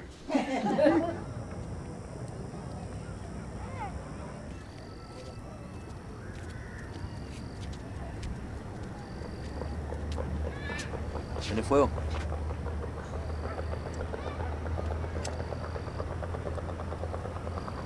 Ese tipo está mirando. ¿Qué te pasa? ¿Algún problema?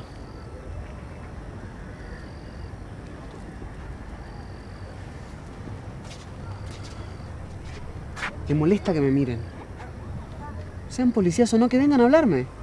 Corte. No se entiende. Tenés que tratar de hacer una pausa después de que me molesta que me miren, ¿sí? Porque a vos te gusta que la gente vaya de frente.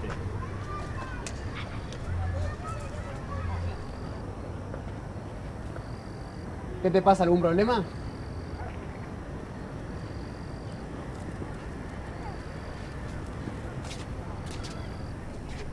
¿Te molesta que me miren? Sean policías o no, que vengan a hablarme.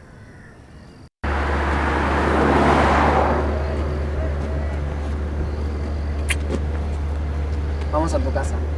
Es que no vivo solo. ¿Qué, estás casado? No, no es eso. ¿Vos dónde vivís? ¿Qué te importa? Bueno, perdón. Iba a pasar la noche en la casa de un amigo que vive en San Martín. ¿Y te acompaño? Bueno, entonces sí.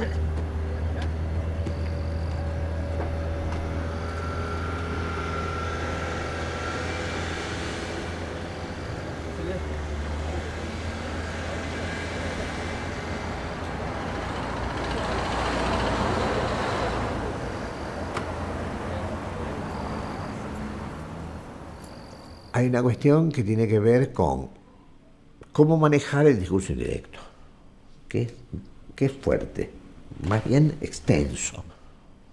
Lo convertimos en discurso indirecto, lo llevamos a una voz en off, nos hacemos los boludos, en fin, ahí hay un conjunto de posiciones, uno diría, posibles.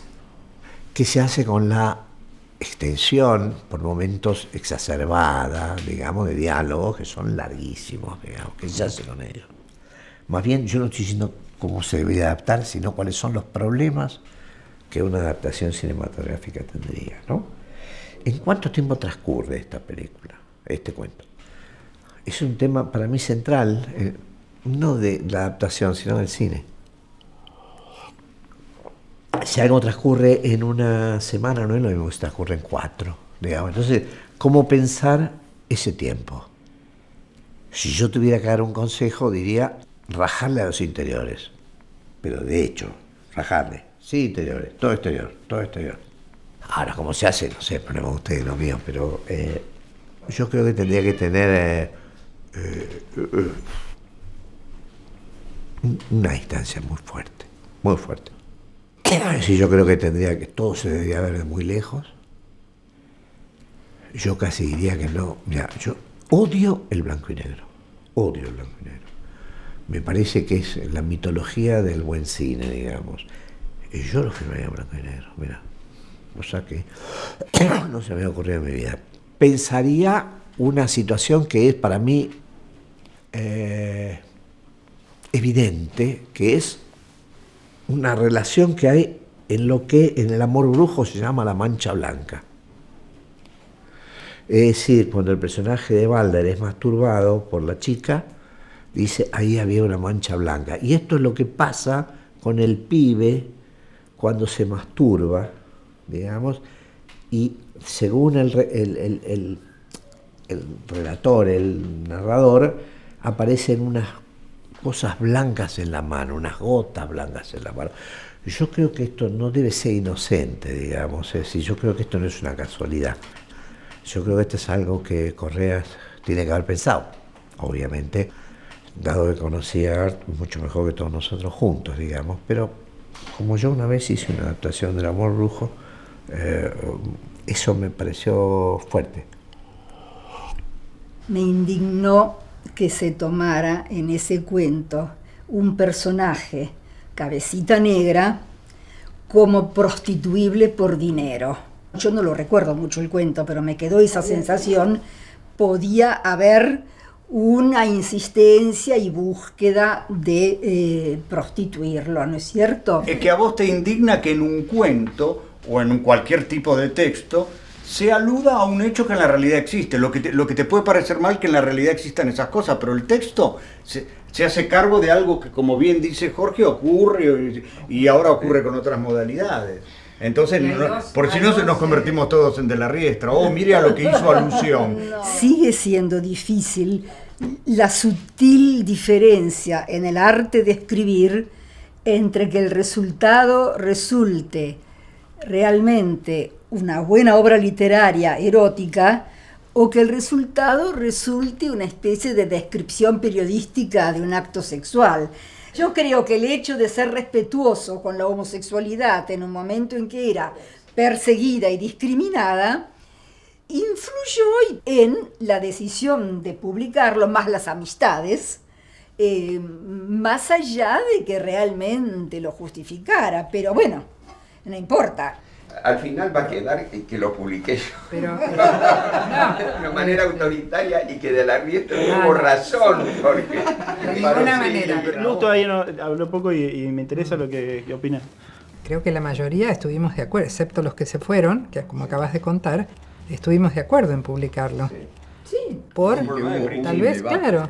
Por pero eso, en relación por con el problema. ¿qué le pareció? Mediano.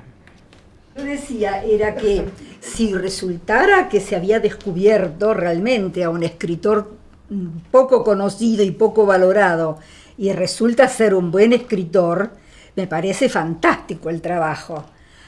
Si sigue siendo lo que nosotros pensábamos en aquel momento, por lo que hablamos hoy, Me parece que la plata del Estado, me parece que la plata del Estado se puede usar en temas de más utilidad cultural y social. Yo lo lamento profundamente, Todos porque los ser temas. un buen o un mal escritor no tiene nada que ver con un hecho de sociedad como fue, porque efectivamente esa es la historia que transformó la relación, la mirada hacia Correas.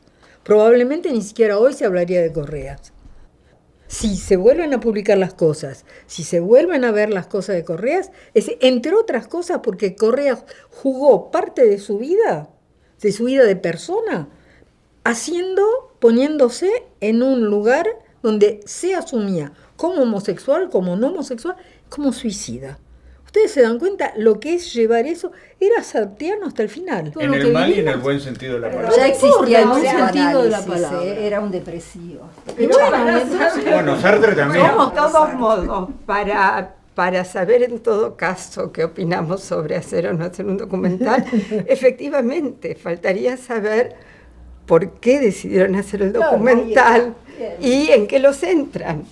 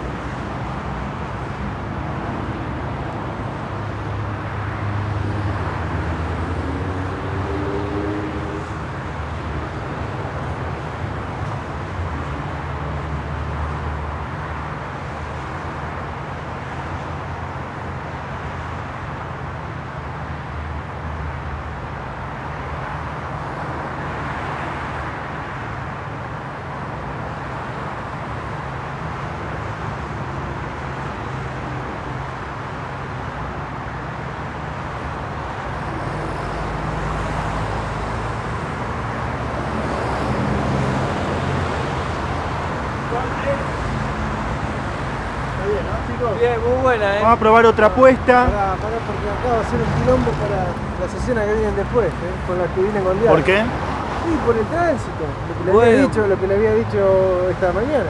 Bueno, pero eso es una ficción adentro de un documental. No, y nos quedamos re cortos de luz. No funciona. Bueno, pero la idea es que sea de noche y que se sepa que es noche. Con que se vea un poco está bien. ¿Y después que vamos a doblaje el resto? Bueno, no hay texto acá. Acá no, pero en el próximo plano. Pero vos decís que va a seguir habiendo tantos autos. Y de este plano al otro, ¿qué va a haber? ¿Así que haya un accidente a 2 cuadras de acá y pare todo? Bueno, pero se entiende lo que se entiende. ¿O no? Nada, en este caso. Nada. Mirá el tamaño. Funciona perfecto. Dos personas Bueno, se está bien, besan. ¿me vas a explicar cómo hacer el laburo? Yo te digo como para que suene más o menos bien. No, está bien, decinos cuál es el problema, porque para nosotros Bueno, el salió problema, perfecto. mirá el colectivo que acaba de pasar, todos los autos que están allá. No funciona. Arrancamos a las 6 de la mañana y este plano no funciona, loco. ¿Vos qué decís, Esta Pablo? locación... No les gusta nada, viejo, al final. No, esta es una locación complicada, muchachos. Por favor, estamos entre la General Paz, la colectora... Pero te lo avisé hace 6 meses que íbamos a filmar a General Paz. No, bueno, pero... listo. Bueno, No funciona. Bueno, Pablo, vamos no a tener que funciona. hacer otra... No Vemos qué funciona. hacemos, no sé. avísenle No a tiene los nada. chicos, avísenle a los chicos que están... No le No tiene avisaron. nada. Listo, Bueno. listo, cortamos.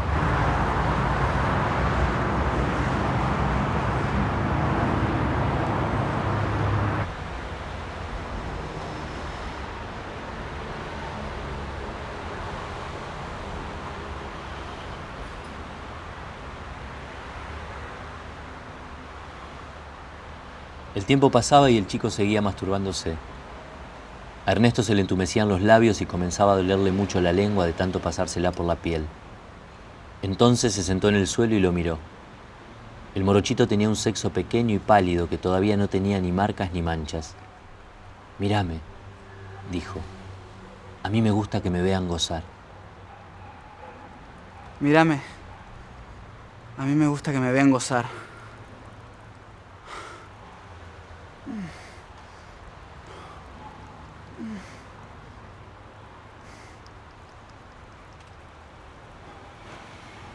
Corte. Bien, terminamos, chicos. Muy bien, muy bien, muy bien.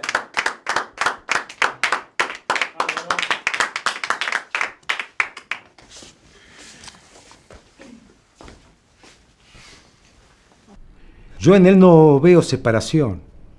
Los temas que le interesaban son los temas que a él le interesaban en todo sentido, como la bebida, la prostitución, el sexo, la plata, la mentira. Eso era totalmente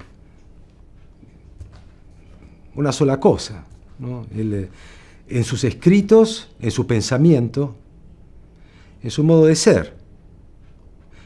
Como te decía, un lobo estepario, un tipo enfrentado al mundo, ¿no?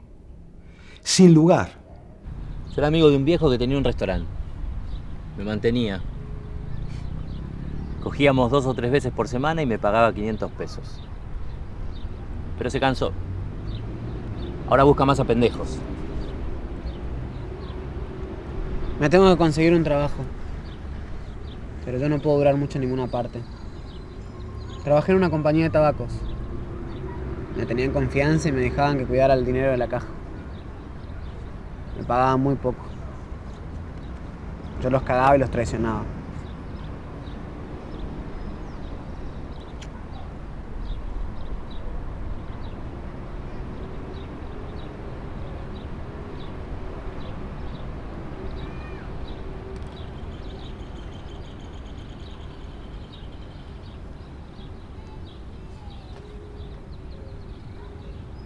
Vos aparecés y desapareces. Me contás muchas cosas y muchas historias. Yo no sé nada de vos.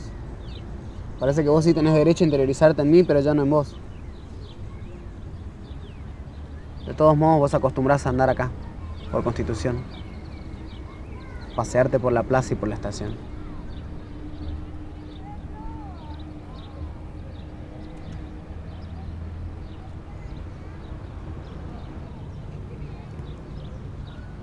Yo no sé, pero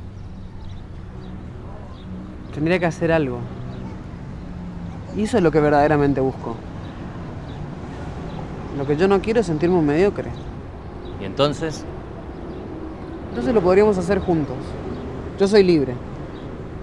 Si vos fueras libre, podríamos trabajar juntos. No sé, compartir la vida. Yo sé tocar el piano. Podríamos trabajar en un bar de la calle 25 de Mayo o de la calle Viamonte. Hay uno que se llama Chicago. Vos podrías cantar o tocar la guitarra, yo te enseño. ¿Tendríamos éxito? Seguro. Vendrían todos a vernos. Además cambiaríamos de vida. Por ahora solo somos 2 hombres en busca de acción. Todos vendrían a vernos y terminarían creyendo que el mundo se compone solamente de vos y yo. Además vos les gustarías a los hombres y a los tipos que van a ese lugar. Porque aunque sos inocente, tenés aspecto peligroso. Tendríamos mucho dinero. Con mucho dinero podríamos entrar a cualquier parte, tomar siempre whisky. Con mucha guita podríamos vivir en todas partes. Lo vamos a conseguir. Vamos a tener tanto dinero como para comprar la ciudad y tirarla al río. A lo mejor estuvo bueno esto que nos hayamos conocido. Los demás se acuestan conmigo y se van. Vos podrías quedarte. Además, yo creo que te quiero.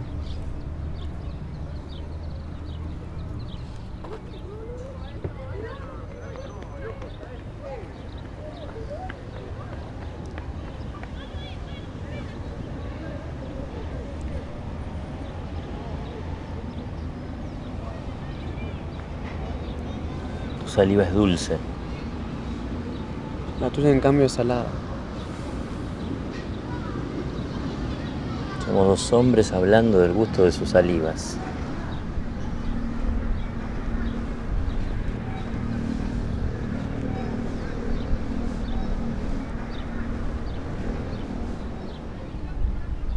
Podrías trabajar únicamente vos. Yo te acompañaría todos los días al trabajo, que es un lugar donde uno siempre va tan solo. Te esperaría en casa, te cocinaría, te lavaría la ropa y nos acostaríamos cada vez que vos quisieses. Es decir, nunca.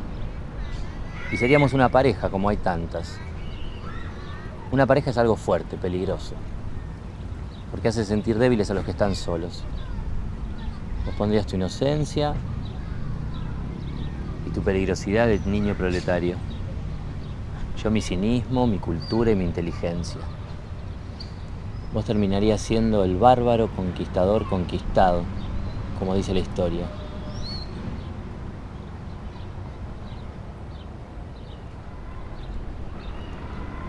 Hasta mañana. Yo te voy a esperar. Chao. No hagas nada que no pueda hacer yo.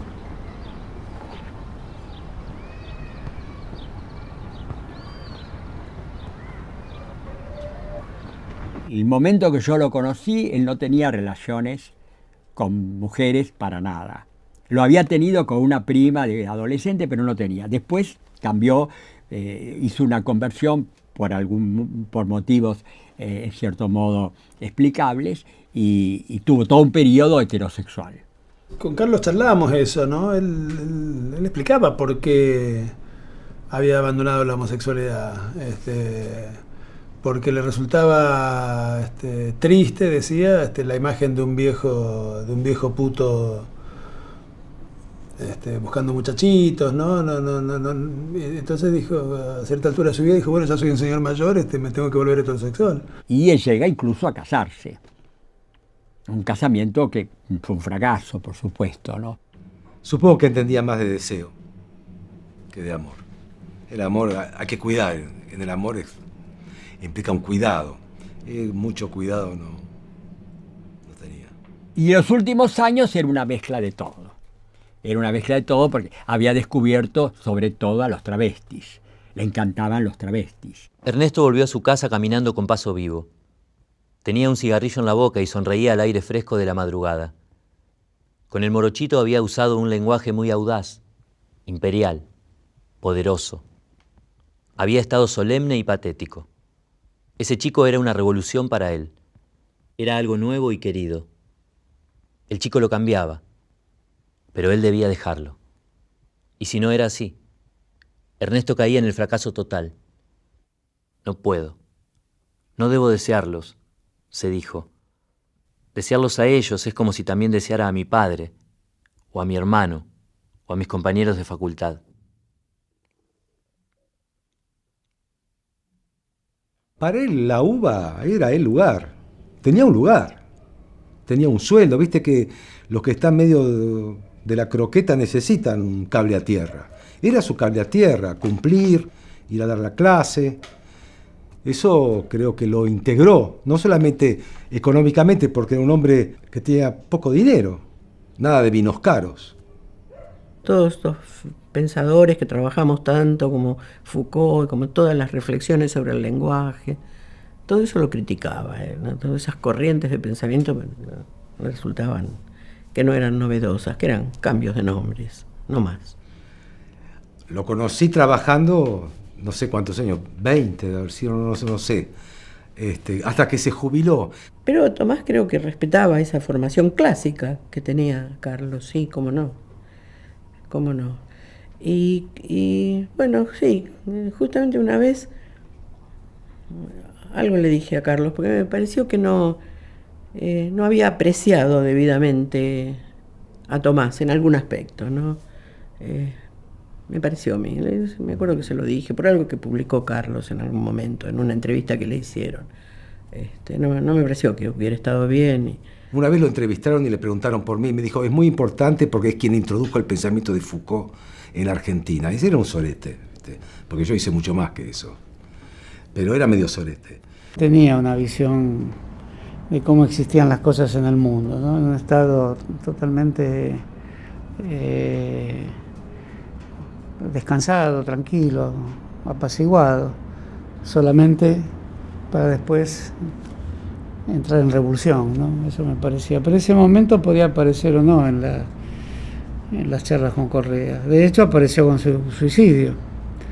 Pero todo lo que supuso esa relación durante bastante tiempo, fueron varios años, parecía la de un hombre que ya estaba en reposo, que había cumplido su jornada y por lo tanto buscaba en personas un poquito menores, en mi caso un poquito, pero había vínculos con personas aún mucho menores que yo y y que a Correa le gustaban mucho. Daba la impresión de un viejo maestro, de hecho daba clases de viejo maestro, y algunas de las clases que daba eran en la Universidad Kennedy.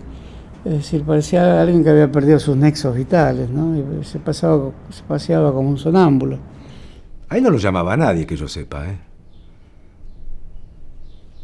Después algunos trataron de convertirlo en una reliquia. Ahora tengo pena. ¿Nunca sentiste eso por él? En Era un vida? pesado, era un plomo. Era un plomo. Pero no conmigo, porque yo mantuve distancia. Pero algunos amigos lo llamaban a las 4 de la mañana, ¿viste? Me llamaba por teléfono, altas horas de la noche, muy angustiado, a lo mejor en estados que yo no podía imaginar, o que sí podía imaginar por las cosas de las que hablábamos. Eran conversaciones donde yo lo ayudaba a irse a dormir, lo ayudaba a estar un poco mejor en ese momento. Él agradecía mucho, era consciente de esa demanda y de mi, digamos, disponibilidad absoluta hacia él. Tenía una vida austera, pero aceptable mientras pudo trabajar. El departamento en el que vivía era un departamento de su exmujer, por el que no pagaba. Ahí sí, los últimos años fueron muy fuleros para Correa, en una situación del país además en la que efectivamente no creo que se le abrieran generosamente muchas puertas. Un hombre grande, jubilado, muy reconocido en ambientes muy circunscriptos,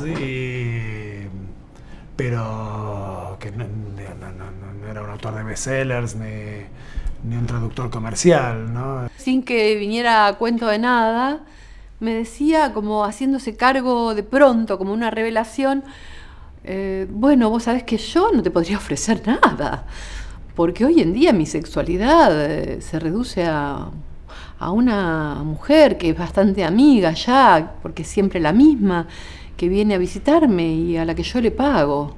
Y eso es todo lo que yo puedo en la vida, porque si no, yo te ofrecería, bueno, y quedaban como frases de tango ahí, puntos suspensivos. Y yo, ahí es donde digo que la amistad era compasiva. Yo recibía eso con amor, digamos. Hicimos muchas fiestas juntos. Yo hice muchas fiestas. Cada año hacía 2 o 3, grosas. Bueno, ahí nunca terminaba parado Correa. Era una esponja. Sí. No sería el único, en todas fiestas siempre hay. No, pero le daba parejo. No, porque cuando yo cumplí 50 se armó un quilombo.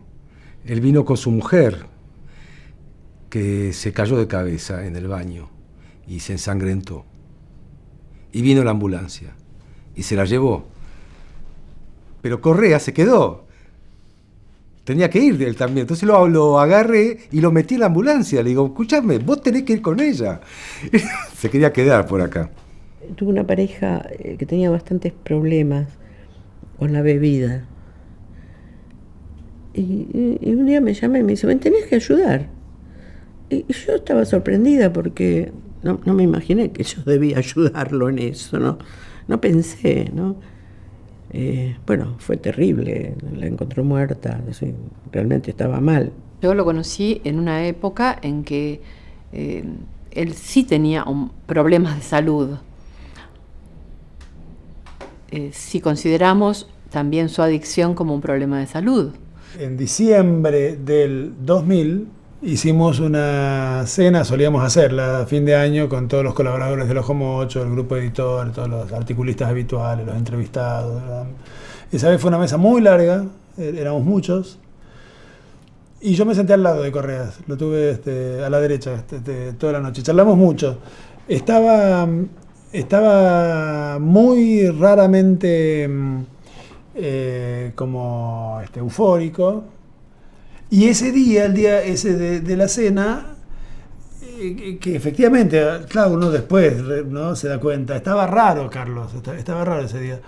Estaba muy entusiasmado porque había entregado su libro, Un trabajo en San Roque, Y me acuerdo muy bien lo que me dijo, cosa a la que por supuesto uno en el momento no presta atención y recuerda después. Me dijo, acabo de entregar la novela, dice, bueno, de alguna manera es una novela autobiográfica. Al final el personaje muere.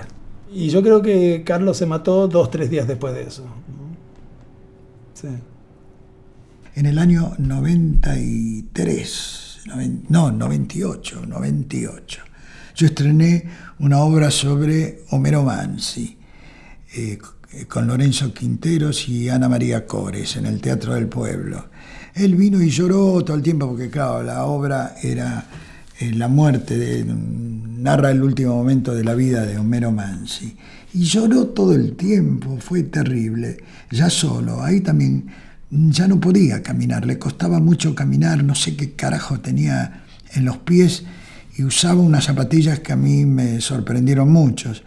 Soy en general desatento y trato de creer que deterioros corporales no significan nada, ¿no? Si la comprensión es buena. Este es el último que publicó en vida, el de Art, literato. Ustedes lo bien conocen. Y bueno. ¿Está dedicado? Sí. Para Kiki Lorza, cariño y continua gratitud, de Carlos Correas. Nunca entendí lo de la gratitud. No sé. Estoy acá del 98. 98. Entonces debe recordar el caso del hombre, bueno, que se tiró del 6º piso. Sí, claro, por supuesto. Pero no sé muy bien. Sé porque yo estuve acá, porque cuando cayó por la ventana lo vi. Yo no le sé decir qué es lo que pasó, que vino la policía, después el administrador que estaba. Así que muchos datos no le puedo dar. He subido mucho con él en ascensor, una persona muy agradable, muy bien, ¿no? Claro. Pero después nada más. Me llamó para que yo averiguara a qué latino pertenecía esa expresión, porque de Hobbes no era, y él no estaba dispuesto a tolerar que se creyera que era de Hobbes, ¿no? ¿Cómo es la expresión? El homo homini lupus, el hombre Homo homini lupus. Y bueno, y pasaron como 1 o 2 días y yo todavía no había averiguado, me llamó y medio se enojó. Entonces lo llamó a Laforgue. Un día me habla estaba buscando cierta sentencia que se le atribuye a Hobbes, el hombre, no sé, es el lobo del hombre. El lobo del hombre, que él, no sé si sabía o estaba buscando, que estaba en uno de los clásicos, no me acuerdo, romanos, y yo tenía una buena versión de esos clásicos. Entonces le dije, sí, mirá, bueno, digo esto porque pinta como él iba a buscar, bueno, no llegó, fue poco antes del suicidio. Pero ahora me doy cuenta que claro, que él no vería. Eso debía ser. No me di cuenta para nada de eso. Me acuerdo que pensé, pero ¿y por qué me pide esto? No pensé que no veía. Pero eso era lo que le pasaba. ¿Por qué puede haber querido recurrir a otro para averiguar eso si lo podía averiguar él? Porque él a lo mejor no tenía, o pensaba que yo podía tener una edición, yo tenía una cierta fama de bibliófilo. ¿No? Nada de otro orden, quizás algún factor físico. No, nunca sabías con él, ¿viste? Y de repente aparecía con una cosa así, o de repente aparecía con...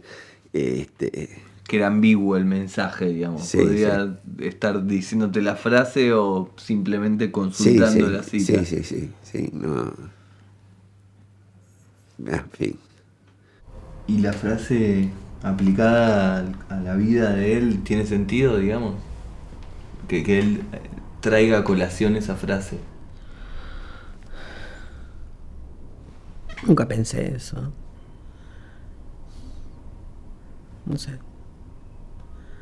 No soy tan psicoanalítica. No. ¿Cómo te enteraste de la muerte? Y llamó a la policía. A mí, acá.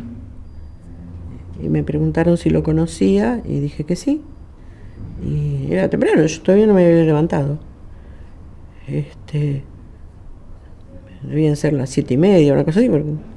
Y yo le pregunté qué pasó y bueno, me dijeron, se mató el hombre. Sí, nomás. Bueno, ahí algo les dije, que yo sabía, tenía la dirección del hermano, que bueno, avisamos y cuando fui al departamento, ahora me acuerdo, el hermano había llegado primero que yo, con la cuñada, y la policía estaban ahí. Y la policía explicó cómo fue, yo no, por supuesto no sabía. Se abrió las venas y se tiró por la ventana, Carlos. La mañana que se suicidó, ella fue una de las primeras en enterarse, no me acuerdo cómo, pero sé que... Y me dijo que había ido y bueno, me contó cómo había sido la cosa, ¿no? Y eso fue todo, sí. Me llamó Laforgue por teléfono y me dijo, murió Correa. Le digo, bueno, me entristece, pero no me sorprende. Porque era él había hablado muchísimo, en toda su obra, habló siempre del suicidio. ¿Te sorprendió el episodio? ¿Qué te parece? Me resultó más o menos natural la noticia, como si... Lo pienso ahora, ¿no? Como si fuera una noticia que en algún momento iba a llegar, ¿no? Correa se suicidó. O sea, no recuerdo en el momento haber dicho, pero ¿cómo Correa suicidado? ¿No? Era una pregunta que estaba mal esa, era obvio que Correa se iba a suicidar. Pero no por previsible deja de ser gravosa, dolorosa, dura. Me llamó alguien que ahora no me acuerdo quién era, que tenía una pariente que vivía en su edificio. Y alguien que era de La Plata, creo, pero la verdad que no me acuerdo ahora. Y a partir de ahí nos llamamos, algunos ya sabían también. A mí no me avisaron que él se había suicidado. Un amigo, por piedad, porque no me quiso avisar el día anterior, el día que había ocurrido, porque justo yo estaba festejando mi cumpleaños. Pero ninguna de las personas con las que compartíamos la relación con Correa, que conocían mi relación con él, me avisó. ¿Él no estaba invitado al cumpleaños? No. Pero yo podía haber decidido ir a verlo. No me dieron la opción. No tuve elección. Y eso me dolió mucho tiempo, porque había ahí amigos comunes, gente a la que yo quiero mucho y a la que no le he podido todavía perdonar esa apropiación, porque no deja de ser una apropiación del evento, del dato, de saber sobre alguien y no haberlo compartido, no haber pensado a quién más le tengo que decir. No pueden haberse olvidado tan fácilmente de que faltaba yo. Hola, buen día. Nosotros estamos haciendo un documental sobre un escritor que vivió acá. Carlos Correas, no sé si te acordás. Un profesor universitario que vivió en el sexto B, pues. Sexto C. Puede ser, sí, sexto C hace más de 10 años. Sí. Y queríamos saber si te podíamos hacer algunas preguntas. Con la encargada únicamente, porque yo no tenía trato, pero lo que pasa es que tuvo un accidente. Ajá. Desgraciadamente era muy buena persona, pero yo lo veía a veces acá abajo y bueno, un accidente por el provocado, pobre. Pero ¿un accidente? Familiares. Sí.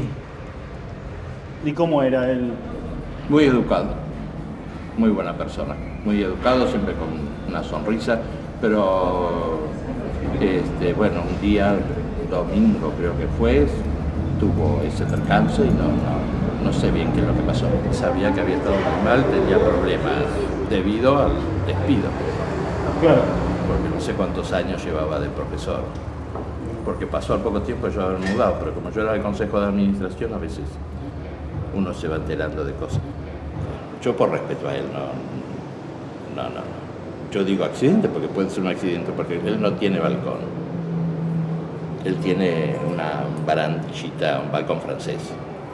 Pudo haber sido eso como pudo haber sido lo otro. Yo me quedé un rato, llegó un amigo mío, Carlos Alfredo Zweibel, que justamente no hace un año todavía también se suicidó. Pero bueno, digamos otra cosa en esta historia, que no termine así. Y después llegó más gente y revisaron los papeles de arriba de la mesa y alguien dijo que estaba trabajando en él, que lo que encontró ahí, que no, ni sé qué era, le venía bien para lo que estaba haciendo, se lo llevó y ahí me acordé del libro. Y entonces yo también dije que nadie dijo nada, pero yo dije, porque me parecía no iba a sacar un libro sin decir algo. Bueno, entonces dije que Carlos me había dicho que me tomara yo la crítica de la razón pura. Y bueno, eso hice, pero a nadie le importó mucho. El departamento era un departamento de un ambiente donde no cabía un solo libro más, creo yo. Estaba todo tapizado de libros, ¿no? Nada, algo muy elemental, una cama, una mesa y muchos libros. Se lo veía con muchas ganas de vivir, o sea que lo que pasó fue porque no pudo, llegó un momento que decía, no puedo hacer esto, no puedo hacer lo otro, lo único que hace hacer es esto para, no sé si era casado, si era soltero, no sé, porque a vivía solo. Entonces, ¿viste? Si llega un momento que no encontrás ninguna puerta. Yo sé que el administrador incluso lo había ayudado porque tenía problemas económicos debido a que no tenía trabajo, pero bueno, llegó un momento que lo único que hay de recuerdo de él que todavía nos toca hablar, pobre, porque cuando cayó dobló la barandilla del primero C. Pobre, cada vez que se habla hay que arreglar la barandilla, yo me acuerdo del pobre señor porque el golpe fue muy fuerte. La policía me tocó el timbre, yo estaba dormido, le contesté de mala manera porque me quería tirar la puerta abajo y me llevaron a reconocerlo. ¿Es el señor del sexto C? Sí, es el profesor. Y ahí salí porque ganas de quedarme viéndolo. No. Qué escena fuerte. Sí. Yo nunca había visto una persona, sacando las películas, nunca había visto una persona que haya tenido ese tipo de accidente, digamos. ¿No? Ahora, yo no sé, y creo que nadie sabe qué fue de ese diario. No tengo la menor idea. No tengo la menor idea si alguien lo encontró en su departamento, no tengo la menor idea de quién llegó a su departamento después de su muerte, no tengo la menor idea de si su hermano lo habrá encontrado en medio de sus papeles. No tengo la menor idea de cuál era el formato físico de ese diario, ¿no? Correas en los últimos años se quejaba de que no tenía plata para cuadernos y que estaba escribiendo en las páginas en blanco del final de los libros, de modo que ese diario puede haber estado disperso. Aunque eso suena demasiado literario para ser verdad, ¿no? Pero no sé, a lo mejor es un diario escrito en la contratapa de un montón de libros que andás a ver en qué biblioteca están, ¿no? De haber seguido mis impulsos me lo hubiera traído. Pero no lo hice, ¿no? Pero eran cuadernos chiquitos. Digo cuadernos porque estaban todos acomodaditos en la biblioteca. Y yo saqué uno y saqué el último, creo que por lo que alcancé a leer, pienso yo que es uno de los últimos, ¿no? Que también, ¿no? En ese tono minucioso de descripción de lo cotidiano, aparecía yo también ahí en el diario. Yo hablé por teléfono con el hermano después.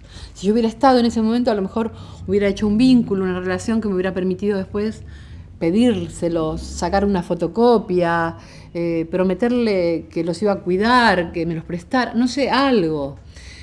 No haber estado me privó de incidir en la toma de decisión de cómo se vendió esa biblioteca. No pude ver la biblioteca. Una vida con enigmas la de Carlos Correas.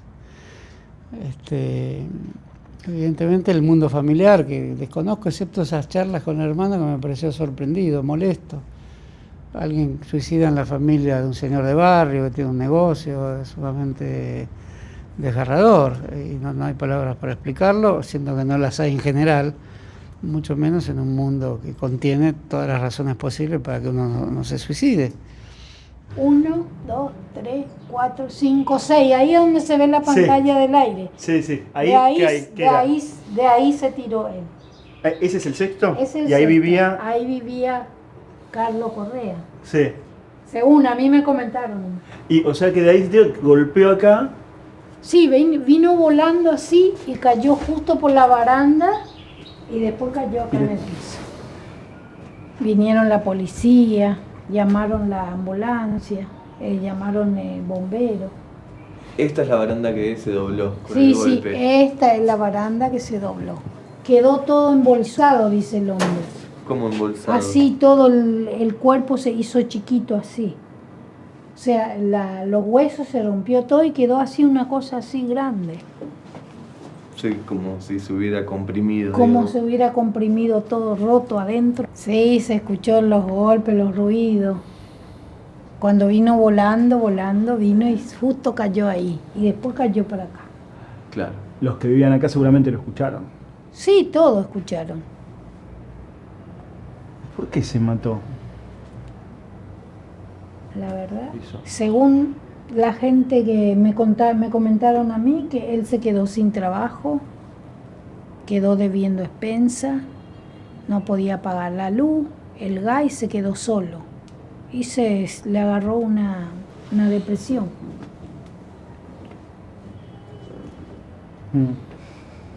Y tuvo que terminar así. Se echó en el alcohol porque tomaba todos los días, dice. Salía, traía mujeres también. Ah. Según. Pero después no sé más yo. Porque él estaba solo, pero traía... Traía mujeres de afuera, de amigas, qué sé yo. Y ¿Mujeres solamente? mujeres y la verdad, no sé si es hombre también. Pero eso ya no. Según los comentarios, dice que le veía hombre también que venía. Más allá no sé. Como decía Pavese, vendrá la muerte y tendrá tus ojos, dejá de ver para siempre. Y creo que él sabía esto, o sea que yo no creo que él escribiera para el futuro. ¿Y por qué se mató? No lo sé. No sé por qué se hizo eso. Yo no sabía si estaba enfermo o no. ¿Al principio? No. Por lo que pude hablar con gente que lo vio, días antes, estaba bien, con ganas de hacer cosas, de publicar textos que no había publicado, con la gente de catálogos. Eso sí le debe gustar a él, o le debe haber gustado a él, que nadie sepa por qué se mataba, porque él no dejaba de ser un gran personaje que llevaba una incógnita dentro suyo y que le gustaba que los demás vivieran esa incógnita. Él tenía mucho odio. Odiaba bastante. Y supongo que a sí mismo especialmente. Pero, viste, nada. Uno, cuando pasa algo así, lo mejor que puede hacer es callarse la boca. Tampoco cultivo esos mitos de, bueno, voy a ver la ventana, debajo de esa ventana estaba la mesa donde quedó el sachet de leche abierto con el vaso y donde se supone que él se subió porque estaba la silla al lado y desde ahí se tiró. No me interesa nada de todo eso. El suicida aparece permanentemente. Hay montones de citas de él como suicida, como reivindicando el suicidio. Y aparte ya no le quedaba, estaba pobrísimo y estaba agotado. Yo creo que estaba agotado literariamente, porque las últimas cosas no eran realmente muy importantes. Él estaba muy apartado, no estaba solo, estaba más que solo, estaba apartado. Y en realidad quiero decir, pero lo único que tengo para decir es estos reflejos distantes e indirectos. Y trato de sacar de estos reflejos indirectos algo que encuentre al hombre que fue Correas. Y no puedo quejarme de no haber recibido dentro de estos reflejos, de estas astillas dispersas, algunas profundas, porque los momentos finales del suicidio nos los destinó a nosotros, digamos. Y yo creo que el suicidio de Carlos fue un éxito, no un fracaso. Porque él eligió, él decidió que la muerte voluntaria era un derecho, él decidió que no quería continuar dando esa imagen de sí en el mundo, ni siquiera para el espejo. Tiene que ver con la desesperación, me parece, ¿no? Con la edad y la desesperación, más o menos juntas, digamos, ¿no? O sea, y de algo, de gente que toma una resolución, que yo no me imagino tomando. Sin embargo, pensando al otro, uno no puede reconstruir. Yo creo que está bien lo que hizo. Yo creo que está bien lo que hizo. Y yo no me animaría a hacerlo. Sí. Pero se animó a tantas cosas que yo no me animé.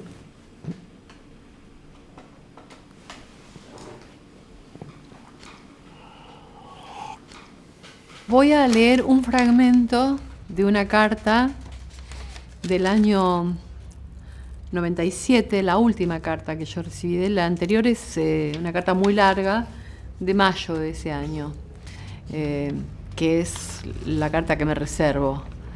Pero en esta es interesante, después de todo lo que acabamos de hablar, y tal vez como un cierre, me gustaría no hablar más nada después de terminar de leer.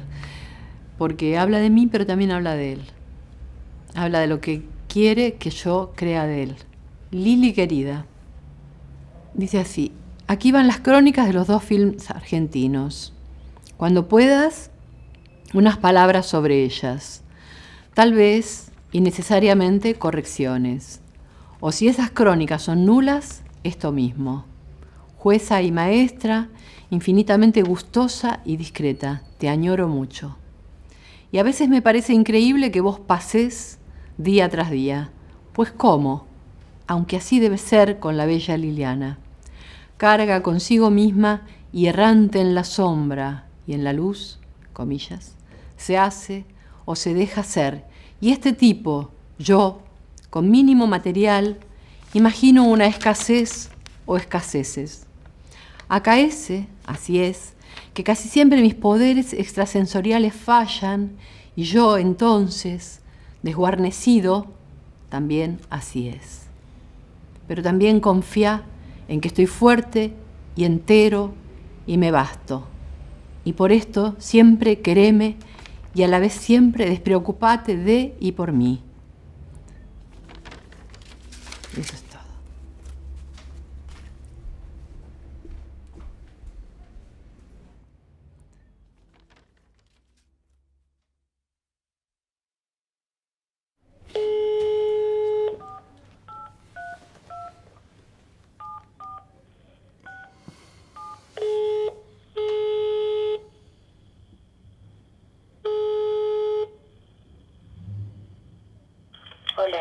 Hola, sí, ¿qué tal? ¿Hablo con la casa de Héctor Correas? Sí, ¿de parte de quién? Mire, mi nombre es Pablo Klappenbach. Yo llamo porque estoy haciendo un documental sobre el hermano, sí. Carlos. Bueno, Héctor es mi esposo y falleció. No. Mire, lamentablemente mi esposo falleció en marzo, así que sinceramente